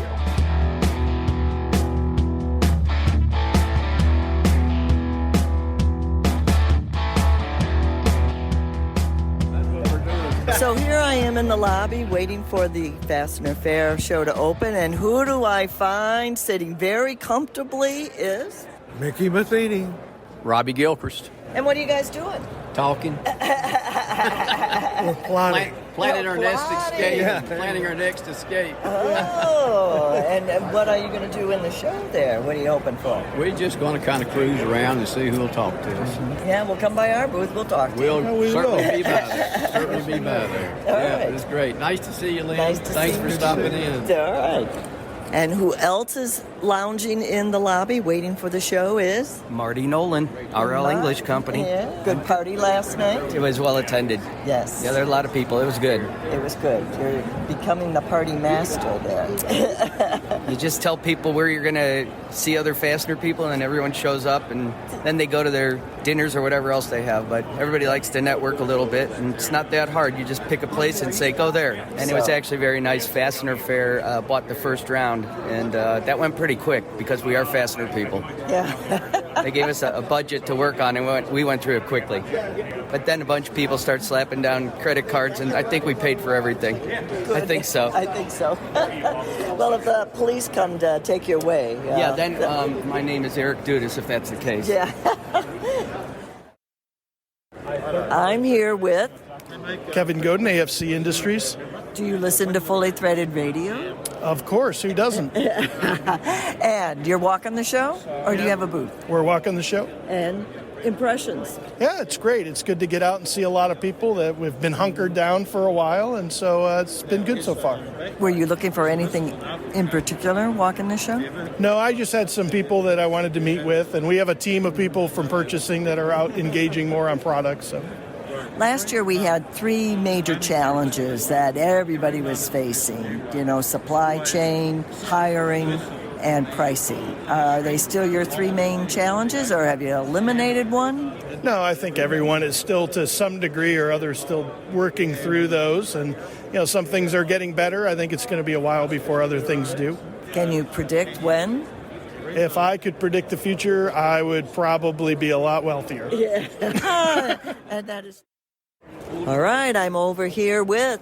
Christian, Global Fasteners. All right, how's the show going? It's been good. Steady traffic all day. Yes, you're in a prime spot here. We try to be. Well, we've been staying busy. So we've been staying ahead of the supply chain issues that everyone's experiencing right now. So we've been really well on that. Okay. We also launched our new 18-volt cordless tools. So we have those on display here doing live demos. So that's exciting. TJ's over there working, I see. Absolutely. Pointing down the drill. How about the other two challenges? Pricing, and how's that going? It's been good. Still going up, or? It seems overall the industry kind of stabilized. So we did see industry-wide increases towards the end of last year with all the shipping rates going up. But we've seen and also heard from industry friends, allies, and competitors alike that it's stabilized now. So everybody's kind of waiting to see what happens. And overall shipping rates have gone down for containers and stuff like that. So that's helped. All right, so we're here with one of our favorites, J.R. Prawl. And Lena Prawl. And Lena is purchasing agent and sales at JHP Monroe. How about that? We've got father-daughter. Right though. It's got to be one Monroe JHP. You got to put the big dog first now. Okay. So we were actually bought out a little over a year ago by Monroe Engineering. We didn't know that. I know, right? That is new news. So, well, old news for us, but new news for a lot of other people. But yeah, Monroe is a fabulous company, component distribution and manufacturing, build our own wire harnesses. We have our own CNC machine shop. We have an aerospace division. So lots of different things going on, lots of exciting things. It sounds very exciting. And how about your new position there? It's going really good. I've been there for about 9 months, starting to get more into purchasing, so learning a lot, and I'm excited to keep growing in this role. All right, wonderful. And isn't it amazing how many fasteners there are? It's just like, oh my God. You know, that's what always kind of freaked me out, was like, what? And then Brian starts running off these numbers and letters, and you're thinking, what? So she's got to keep them all straight. Yeah. So walking the show, what do you think? Well, I really just come here not to really shop for new vendors, but I come to just connect with the ones I have, because you get so busy doing what you're doing every day, you don't have time to smell the roses, I guess, shake hands, meet the people you actually are investing a lot of time with every day. So it's nice to just make that personal contact with our vendors. And that's true. We miss you, JR. Is this your first show, Lena? Yeah, it is. What are your impressions?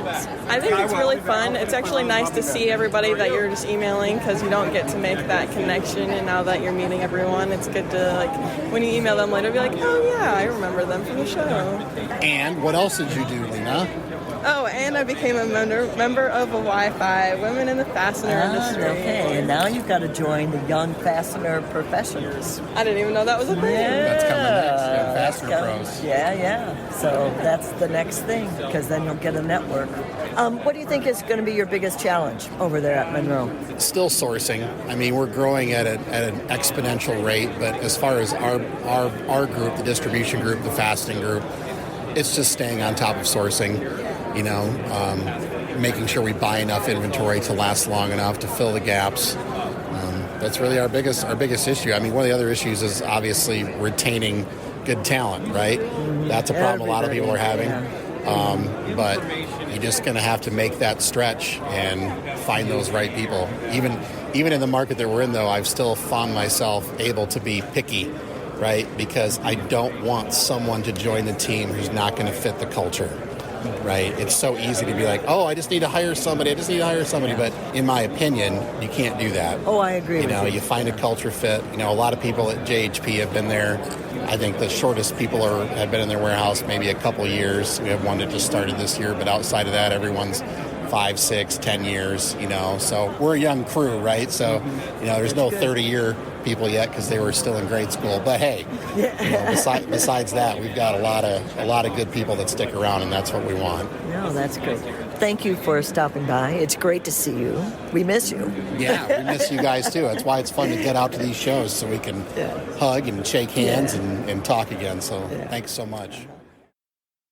Heidi Voltrauer with Volt Industrial Plastics. Oh, we love Heidi here. How's the show going? It's going really, really well. We've actually met a lot of new prospects, which, I mean, that's what we want, right? Yeah. And we've met with current customers too, of course, but...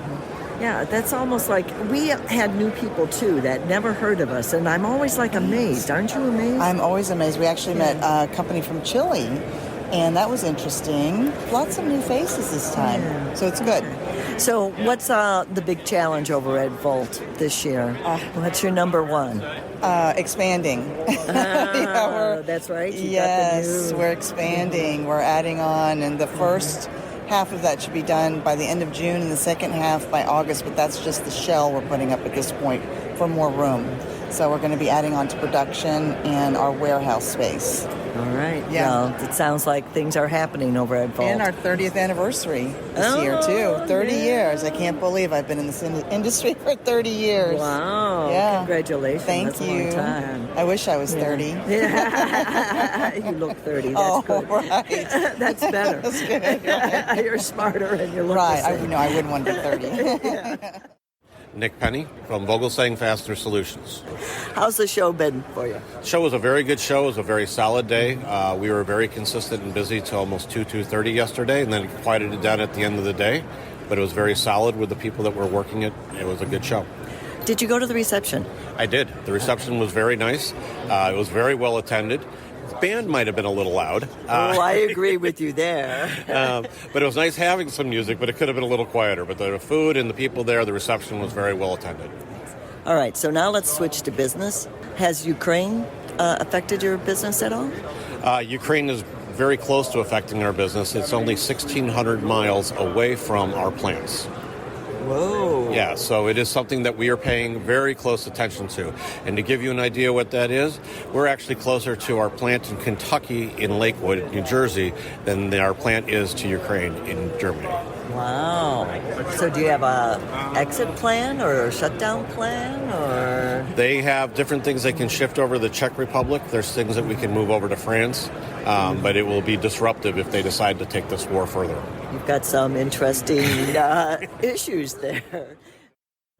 Tim Vath from Solution Industries. All right, and how's the show going? Show's going pretty good. I think it's outkicked the coverage of expectations at this point. You know, I don't think we're back, you know, pre-pandemic and all that, which who knows if we'll ever get back there, but I think they're trending in the right direction. There's a lot of good foot traffic yesterday, and, you know, we'll see how today goes, but it's been really good. Did you attend any reception?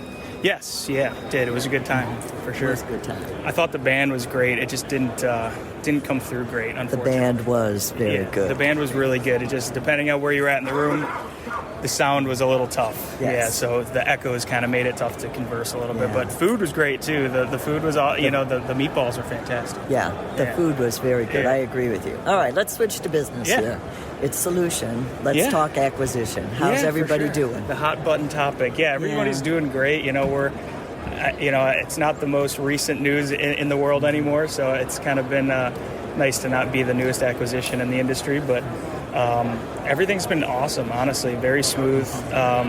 You know, our management team and LSG understand that Solution has a good brand that's been built through many years, and they're allowing us to kind of still be us while, you know, obviously capitalizing on some synergies between the companies. I think overall it's a natural fit with especially Lindstrom and Stelfast being able to support us and just offering a new tool in the tool belt for the LSG family. So overall, really good, and hope for some more good things in the future. Yeah.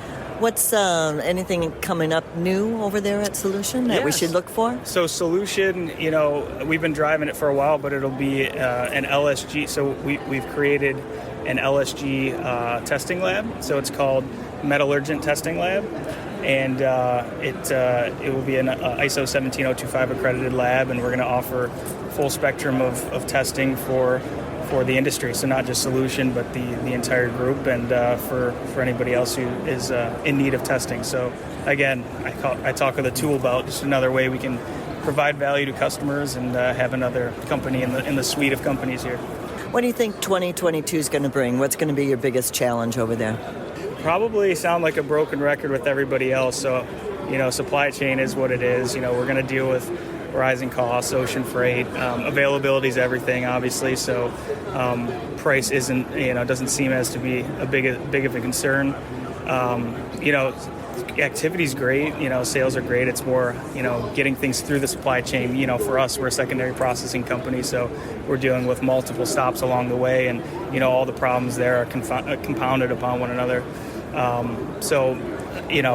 think the biggest challenge overall is there's been a lot of turnover, through the last couple of years with, not only acquisitions, but people retiring and, the older kind of generation moving forward. So it's kind of getting that knowledge into the younger generation so they can kind of take the next step. And that comes with a lot of training and a lot of, trying to develop programs internally. But I think as a whole, the industry's kind of experiencing that and experiencing, obviously, labor shortage is tough. So not only finding people, but finding good people to be able to train, and especially pair that with remote work. It's a different hiccup, trying to manage from afar.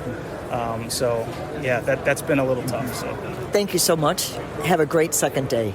Looking forward to it. All right. Michael Morrissey with American Ring. Show yesterday was fantastic. It's early in the day here, hoping to get some foot traffic, but overall a pretty productive week so far. What's your 2022 biggest challenge? Biggest challenge right now is getting in raw materials. Where we're able to produce, we've got plenty of capacity, but getting the right amount of raw material in so we can hit our efficiencies, that's our biggest challenge, and has been, quite frankly, for the last, say, 2 years. Ukraine, is that affecting the business at all?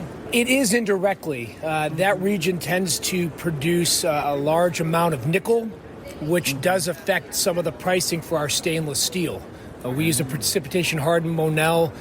It's a pretty high nickel base, so that becomes a challenge for us to kind of control what the steel market is going to predict as far as pricing is concerned. So we are seeing some increases in that regard, but nothing as far as shortages from that region. I don't think we're really impacted in that. The global markets are going to dictate, obviously, availability. That's going to also dictate pricing. Have a great second day. Thank you for inviting me along. Thank you for talking with me. I'm here with W.J. Roberts again, and I'm looking at this Link magazine. Tell me all about this. So this year we're celebrating 50 years in manufacturing. Wow, how cool is that? How many do you have in? About 10. 50 years is a great accomplishment there. Who started the company? My father started the company. Out of high school, got into the trade, and... Did he take you, drag you over to the warehouse and stuff? Yeah. I've been in and out my whole life.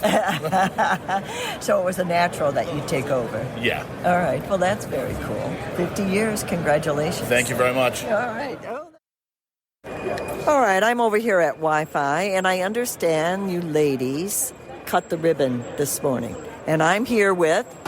Jen Kushner, Taryn Goodman, PJ McCoyne.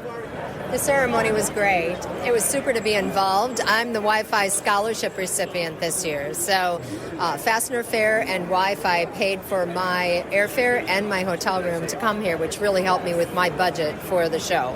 Okay. And you're working, though. I see you're working. I'm working. So. I'm helping out. Yep. I'm here representing OEP, my new division, part of Abbott-Interfast. But we've been here working the booth and selling raffle tickets to help support more scholarship winners. Wi-Fi has a lot of exciting things going on. We're doing events at all of the major in-person industry shows and even some of the smaller regional shows. We're have some fun giveaways for the Wi-Fi ladies to show their women in fastener spirit, like laptop stickers this year, and really fun things going on. Show is good. Fastener Fair has always been a really good show for Wi-Fi since its inception, so we're just excited to be here and to see everyone in person. Yeah, we've gotten several new members signed up today, and many existing members, coming over to say hi and renew their memberships, which is always good. Which is always great. Danny Vasquez, Buckeye Fasteners. Oh, and Danny, how long you been in the fastener industry? I've been in the fastener industry about 3 to 4 years, going on my 5th. Yes. And how did you find Buckeye? I found Buckeye through a family friend. I was referenced that it's a great job, so I went ahead and applied. And I was interviewed by Clay and Ellen, and got the job and went from there. Was this your first show? It is my first show. All right, so your impressions?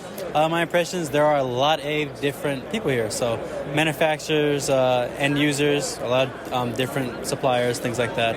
And we all do, a lot of us do similar things, but a lot of different things too. So it's a good experience. So how is it working with Clayton here? It's awesome. He's my he's my favorite manager, my best boss, and he's always going to be my boss. So I learned a lot from him and from everyone around me. So now I notice, you're in the fastener industry not too long and you're young. How do we recruit more of you guys?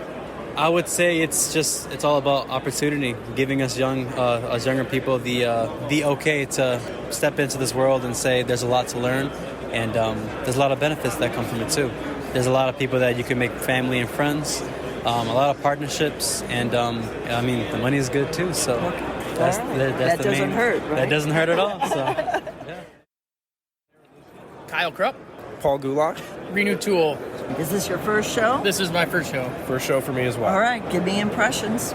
It's very informative. I like coming here and meeting everybody and seeing what the industry's all about. Yeah, being very new to the fastener industry, it's nice to follow around Kyle and Brian and Randy and listen to them, meet people in the industry, and just be able to learn, soak in information. I'm an intern at Renew Tool, and so I've been with them only a few weeks now. I go to school out at Grand Valley, and so now that I'm back home in the Lansing area, Renew Tool is based out of Owasso. I got an internship there, so that's how I'm here. All right, so how did you get the internship? What are you studying in college, or did you just see it and apply for it? Yeah, so I'm studying supply chain management and finance in college, so that relates heavily to the industry as we're a distributor, so the supply chain really is instrumental there. And so I got the internship through my connection with Rick Poljan, who is the owner of Renew Tool. And so through that, I was able to get in with the company and start there. Okay. And how long have you been with? So I've been with Renew a year and a half now. All right. Did you come from the fastener industry? Actually, I was a machinist for 10 years before this. So now I'm a service technician for them, and I specialize in fixing and building pneumatic riveting tools. Okay. So. All right. Now, I'm sure everybody has told you we need more young people in this industry. Yes. You guys have any ideas? Yeah, that's the first thing they told me, really. And once you enter the fastener industry, you don't leave. But well, that's because you love it so much. Yeah. Well, not because you're changing what I've been told. So. Yeah.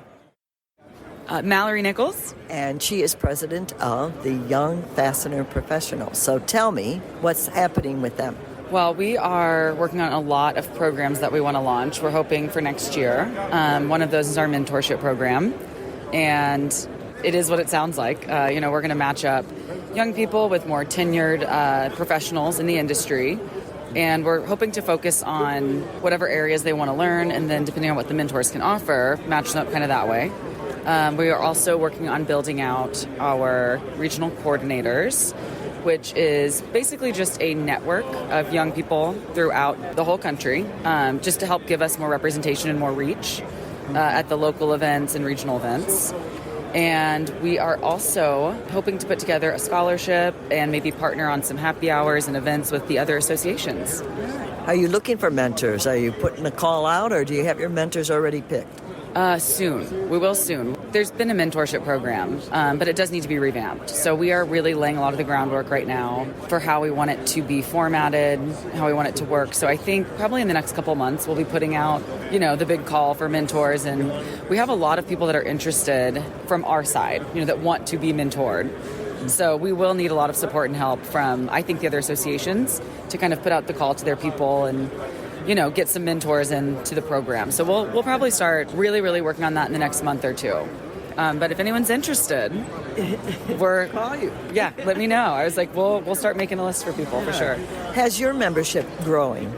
It's hard to say, I think, because we are with NFDA, so their membership is kind of our membership, I would say, except if you're not a member of NFDA, you can still participate in YFP things.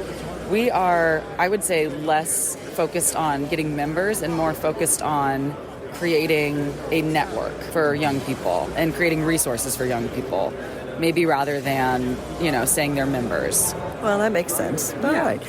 Thank you so much. I am over here at the Education Center at Fastener Fair, and we just had Ask the Experts, and I have cornered this man who I've been trying to meet, Lawrence Klaus. And the reason why I've been trying to corner him is because I have interviewed a heck of a lot of students that have come out of that class that you teach, and they just think you are fabulous. So, what's so fabulous? So yeah, I've been doing a lot of teaching for the last 10 years. I teach in a bunch of different venues and varieties, and so people see me in different things. But your students predominantly have come from Fastener Training Institutes, Fastener Training Week, Certified Fastener Specialist, which is probably one of my favorite classes to teach. We spend about 5 days on covering all sorts of things related to fasteners, and it's always neat to interact with the students, and many of them are early in their careers, and they don't know a whole lot about fasteners when they come into the class, and so they're really, really appreciative of of what they get to learn. And well, I'll tell you, they just sing your praises, and they just talk about the interaction in class and everything. So one of these days, I'm just going to sneak in and watch you and see what you're doing there, Lawrence. We'd love you to. And I can tell you, I've been doing it for 10 years now, so I've gotten better. I get better after each class, and as far as being a teacher, instructor, and being able to read what people need to know. And it wasn't that way at the very beginning. If you talk to students at the very beginning of my time, they maybe weren't singing praises so much, but it's gotten better. So thank you for taking the time. Thank you. Well, I'm over here at one of the educational sessions, Ask the Expert, and I'm here with David Chi from Indiana Wesleyan University. All right. And why did you attend today's session? Because I teach mechanical engineering at liberal arts college, and I used to work in fastener manufacturer and company, so I'm very familiar with fasteners. So I just want to update myself with the latest. And how were the experts? Were they good? Oh, that's excellent. Yeah, actually, I love the answer so much that I couldn't help myself but started recording it so I can share with my students. And the best thing, I think, for you is you won the standards book, right? Yes, that's amazing because about 12 or 13 years ago, IFI want to get rid of one of their older editions. So they sold it at a huge discount. I forgot exactly how much, maybe $10 a copy. So I got hold of old edition, and I always wanted to get a new one. Oh, wonderful. Now, your students, Fully Threaded Radio, you'll find all of Carmen's expertise on there, and your students will like the podcast. Yes, yes. Yes. And you will too. So yes. Please listen. Yeah, I'm glad I talked to you because I was actually looking for you just before this. Oh, okay. Oh, wonderful. Yeah, thank you. Thank you. Congratulations again. Yeah, thank you. Thank you. All right, I'm over here with GH3. Let's talk about the obstacle course. Rugged Maniac. Yeah, we're doing that this year. We did a Tough Mudder last year, but this year we thought we would add 10 more obstacles to our 5-mile event because nobody died last year. So we had to up our game and so up our people. So now I think we have close to 20 people, and I'm excited. It's going to be really, really fun. Where is it going to be? It's going to be in Schaumburg, I think. Oh, in Schaumburg. Yeah, okay, so it's Illinois. All right. Yeah, so it's in Illinois. Coming in right before our MWFA event for the week. Nancy always gets nervous because she's afraid she's going to lose a couple exhibitors during the obstacles. So, no, it's going to be somebody fun with you. Yeah, exactly. Just in case. So what's happening at BBI? Everything and anything, right? We're always evolving. We're always changing. I think what's new is, our rework department, our mill department, vending machines, MRO, OEM, packaging. We're really, because of the acquisition of Vertex, we're really starting to streamline our packaging process and get into some of the more custom bags, those kind of things. And we're excited for the future. We got a lot of fun things in store. It's our last day. We've only got a couple hours left, and we're done here. Exciting. It was a great time. Yeah. Great day. And I think Fastener Fair did a great job, and kudos to them and their team. And looking forward to seeing everybody in Nashville next year.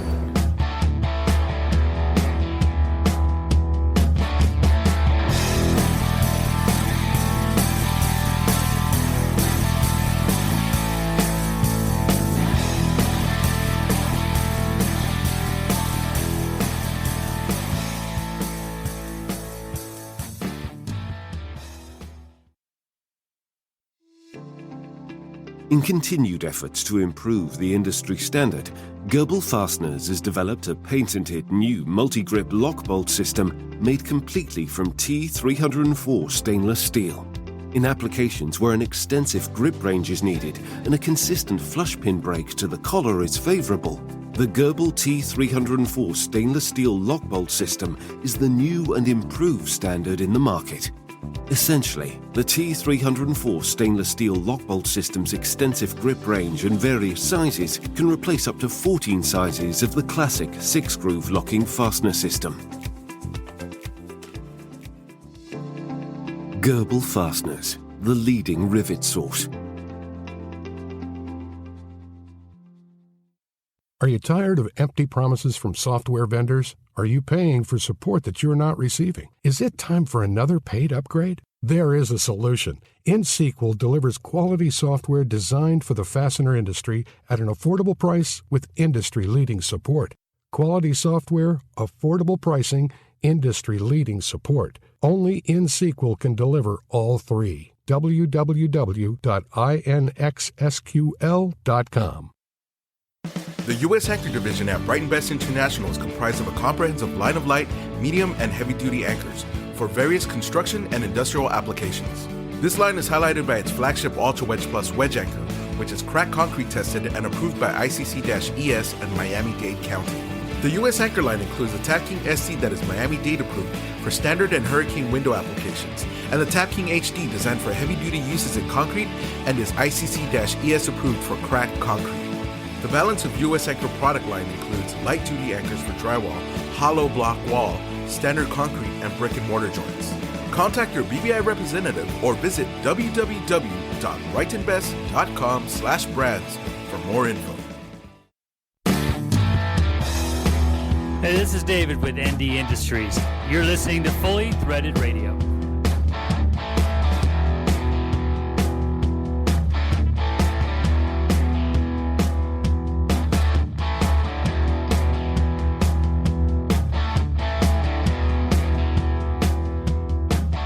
Brian and Eric back with you. Hey, we've got another rider on this closing segment of the episode, folks, and it's appropriate since we just came out of a melange of Detroit coverage. Bob GQ Bears here. Hey, Bob. Hey, guys. Brian, Eric, thanks for having me back on for a fun segment. You mean as opposed to when you actually have to think about something like analyze the economy? Yeah, this was nice. Hey, can you record? Sure. No prep, no anything. Just get on. It's a first. I like it. Well, we had a blast with you in Detroit. Seemed like old times. Now, Rich was on earlier in the episode, and at one point we were going to all try and get on together, but scheduling being what it is, we couldn't make it happen. But here you are now, and we'll get to your main motive for being here, Bob, in just a second. But I want to ask you on the subject of Detroit. We, as a group, all went out to, where was it? It was the Rattlesnake Club for dinner, was it? Yeah, Rattlesnake. Yeah, you're right. Yeah. I don't know what it was about this Detroit visit. We went to the Bad Idea Bar, or tried to, the Rattlesnake. Anyway, when we got to this restaurant, we didn't have reservations enough for all these fastener people. We were trying to pile in there. And actually, the lady, the maitre d', was trying to not seat us. And there was a side of Bob GQ Bear I've never seen before. You made that dinner happen. I mean, you blew right past her. What were you thinking? Where did you come? Is this a thing that you do in Chicago? That's going to take me back to my roots, back to my Bridgeport days in Chicago, where if you couldn't get something done, you just took charge and made it happen. There was a second there I thought she was going to call PD. You had to smooth that out real fast, and you did it. Yeah, it was a little. Come on, you all were there. The restaurant was fairly empty. Yeah, I know. Why she would even had that attitude was just crazy. They didn't have the support staff, but I said, we're a calm group. We're not in a hurry. We'll chill. You take time making the dinner. But then we proceeded to rearrange the tables, and she just about lost it. Well, I think you hit it. They're short staffed, and we, I guess, got in there just because we said we'd be patient, and let's face it, we look like friendly folks, maybe. I don't know, but you did it, and oh man, that was a great thing. Yeah, well, we were all there. I mean, there was no way we were leaving there. How many of us were there? We had such a big group, and we all Ubered there. 18, 20? Yeah. Yeah. Probably would have took the police to get us out of there. The weird thing about, after the very great dinners, was when we were all splitting up to try and get our Ubers and things, the Uber that I picked up suddenly had this message come up on the screen telling me what we had to walk to go and get picked up. And it was, everyone else was sort of waiting, where are you going? And my little phone's telling me we've got to walk this funny little path right around the front of the building, the next building. Lynn's saying, this is wrong. We can't possibly have to do this.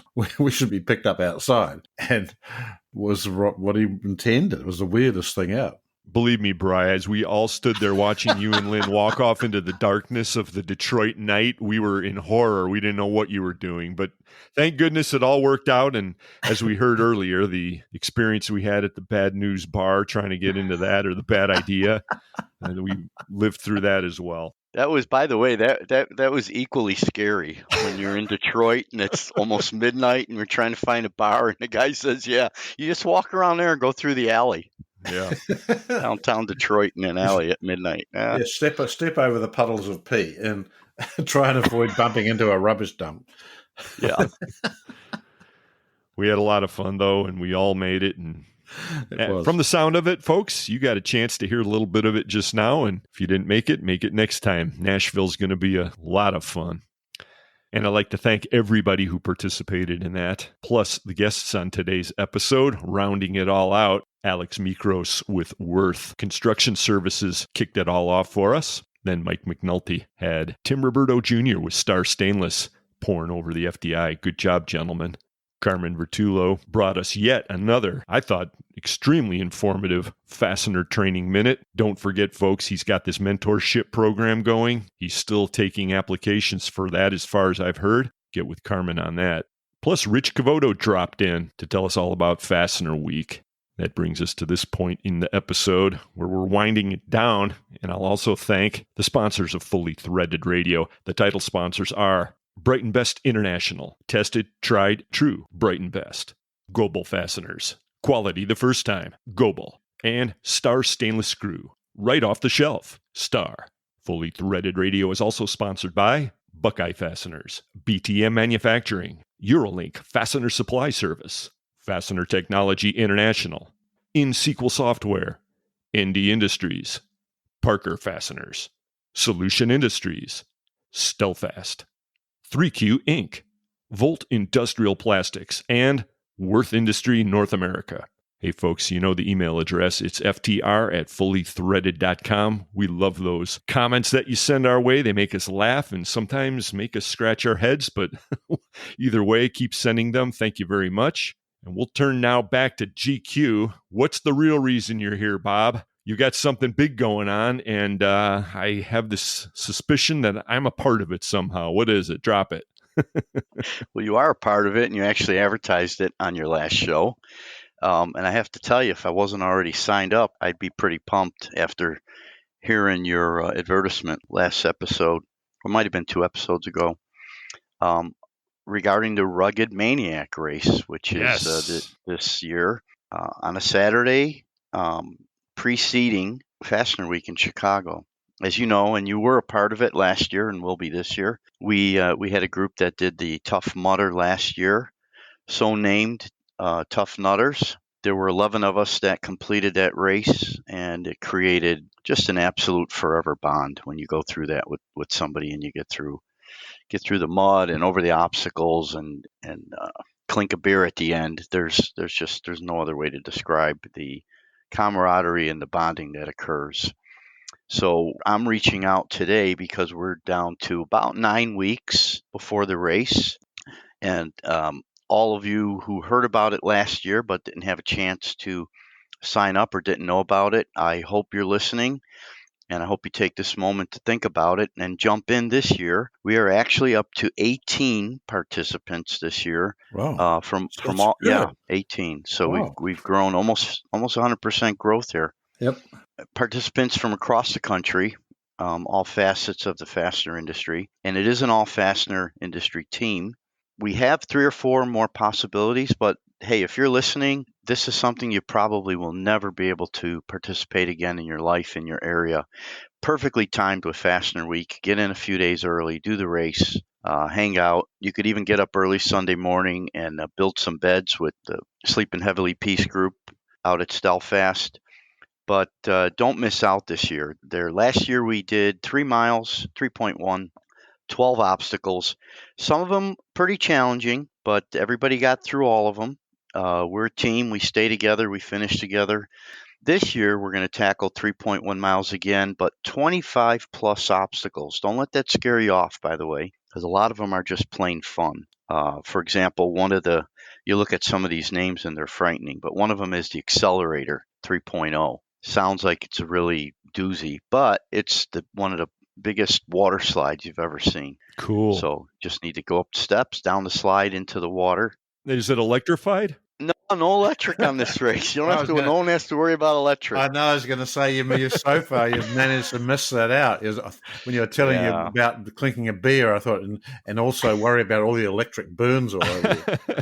I think that caused a lot of anxiety last year, Bob. But we all made it. We all made it. That's a tough Mudder staple, but not here. There are some pretty challenging ones this year as well. There's a launch pad where you take a couple jumps on a trampoline to boost yourself up to a ladder wall. There's one of my favorites, just looking over the obstacles, is this thing called Barzan.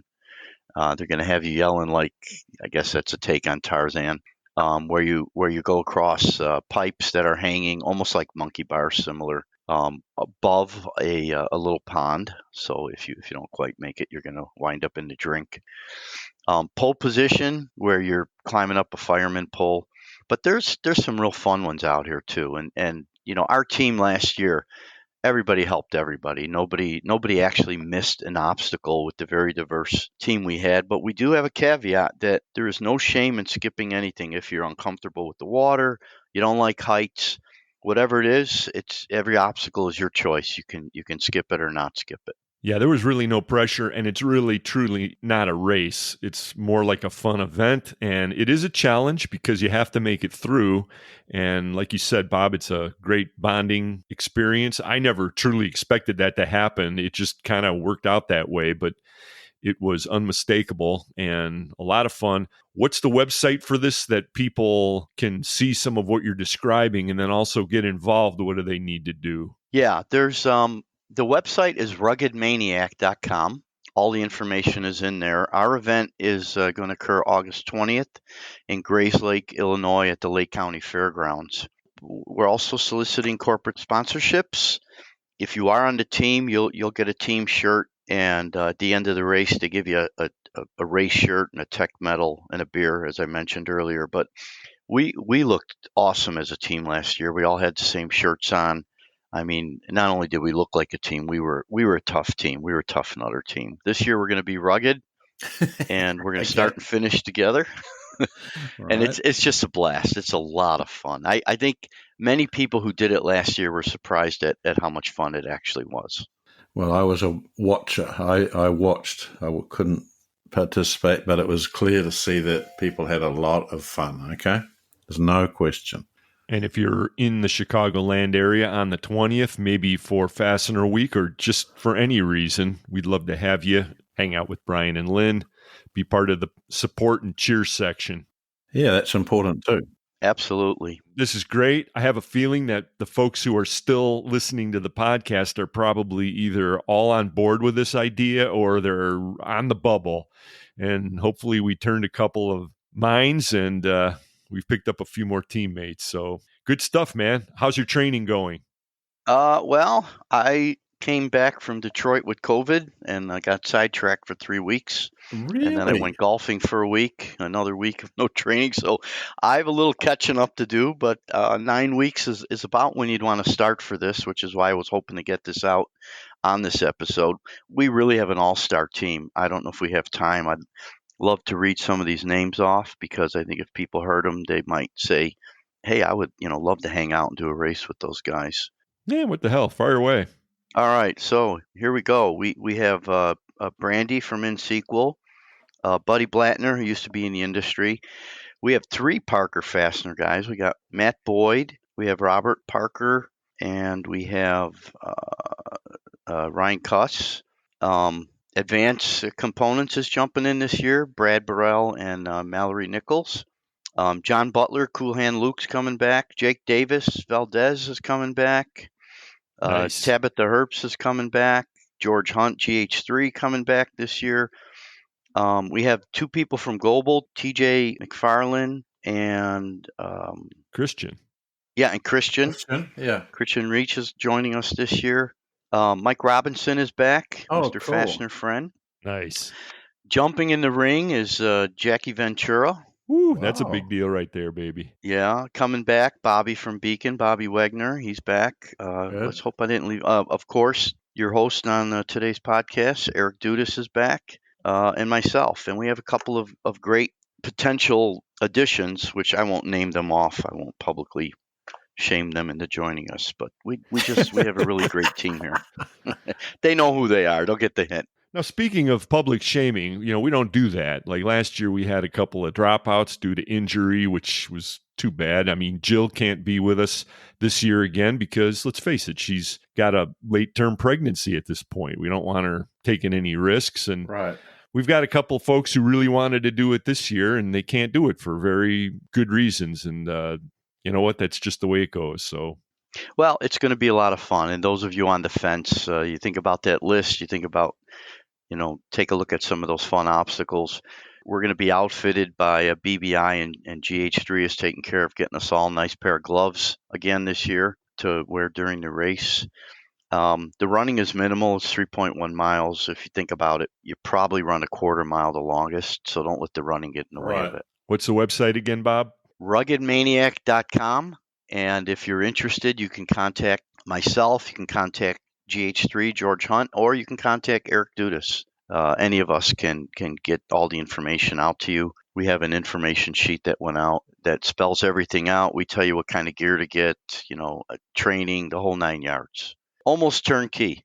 And the race gave us a really, really good price. It's under $100 a head to do this thing. It's a VIP package. You get parking right on site. All the extras, whatever comes with. Well, and you're going to make sure that Eric knows where his keys are, aren't you, Bob? Yeah, they're in Lynn's glove compartment. I already know. There's one thing for sure that will come out of this race is a dozen stories minimum, at least. And you'll tell those stories for the rest of your life. So don't miss out. Be a part of it. Right. All right, Bob. I think you covered it all. And I think we covered quite a bit, if not everything, in this episode of Fully Threaded Radio. I think we're going to leave it right there, gentlemen. And thanks for being here, Bob. You're right. Well, I appreciate you guys letting me come on and talk a little bit about it. Always welcome an invitation to be on the show. And Brian, I hope you and Lynn are going to be there for support. That was an extra treat last year.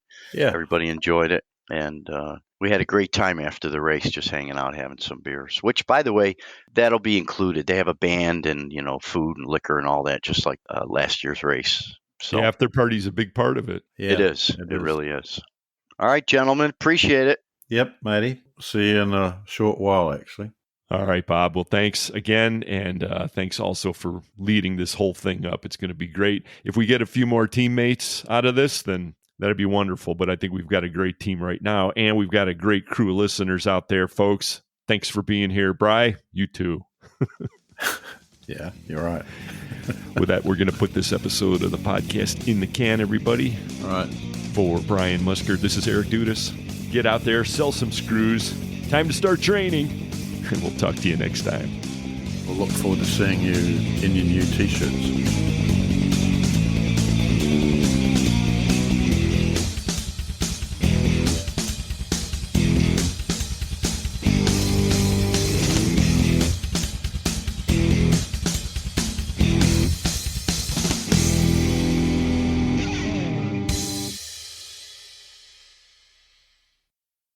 Fully Threaded Radio is a production of Fastener's Clearinghouse. Music provided by Audionautics. I'm here with Tom Buttonbone, From? Arlington, Texas, Bud Sales, a manufacturer's rep company. Yeah. Do you listen to Fully Threaded Radio? I do. Oh, do you have a favorite episode? Everyone is my favorite. The last one is always the favorite. Good answer. Now let's talk business. How's business going? Business is good. Challenging as normal because of supply issues and delivery issues and costing issues, but business is good. If you need fastener expertise in the Southwest, please call me at tom@budsales.com, BUDD sales.com. Hi. How are we doing? Good. Lynn from Fully Threaded Radio. Fully Threaded Radio. Yes. And you're waiting for the show to open? I am waiting for the other show to open. Oh. I'm sorry. What's the other show? The other show is the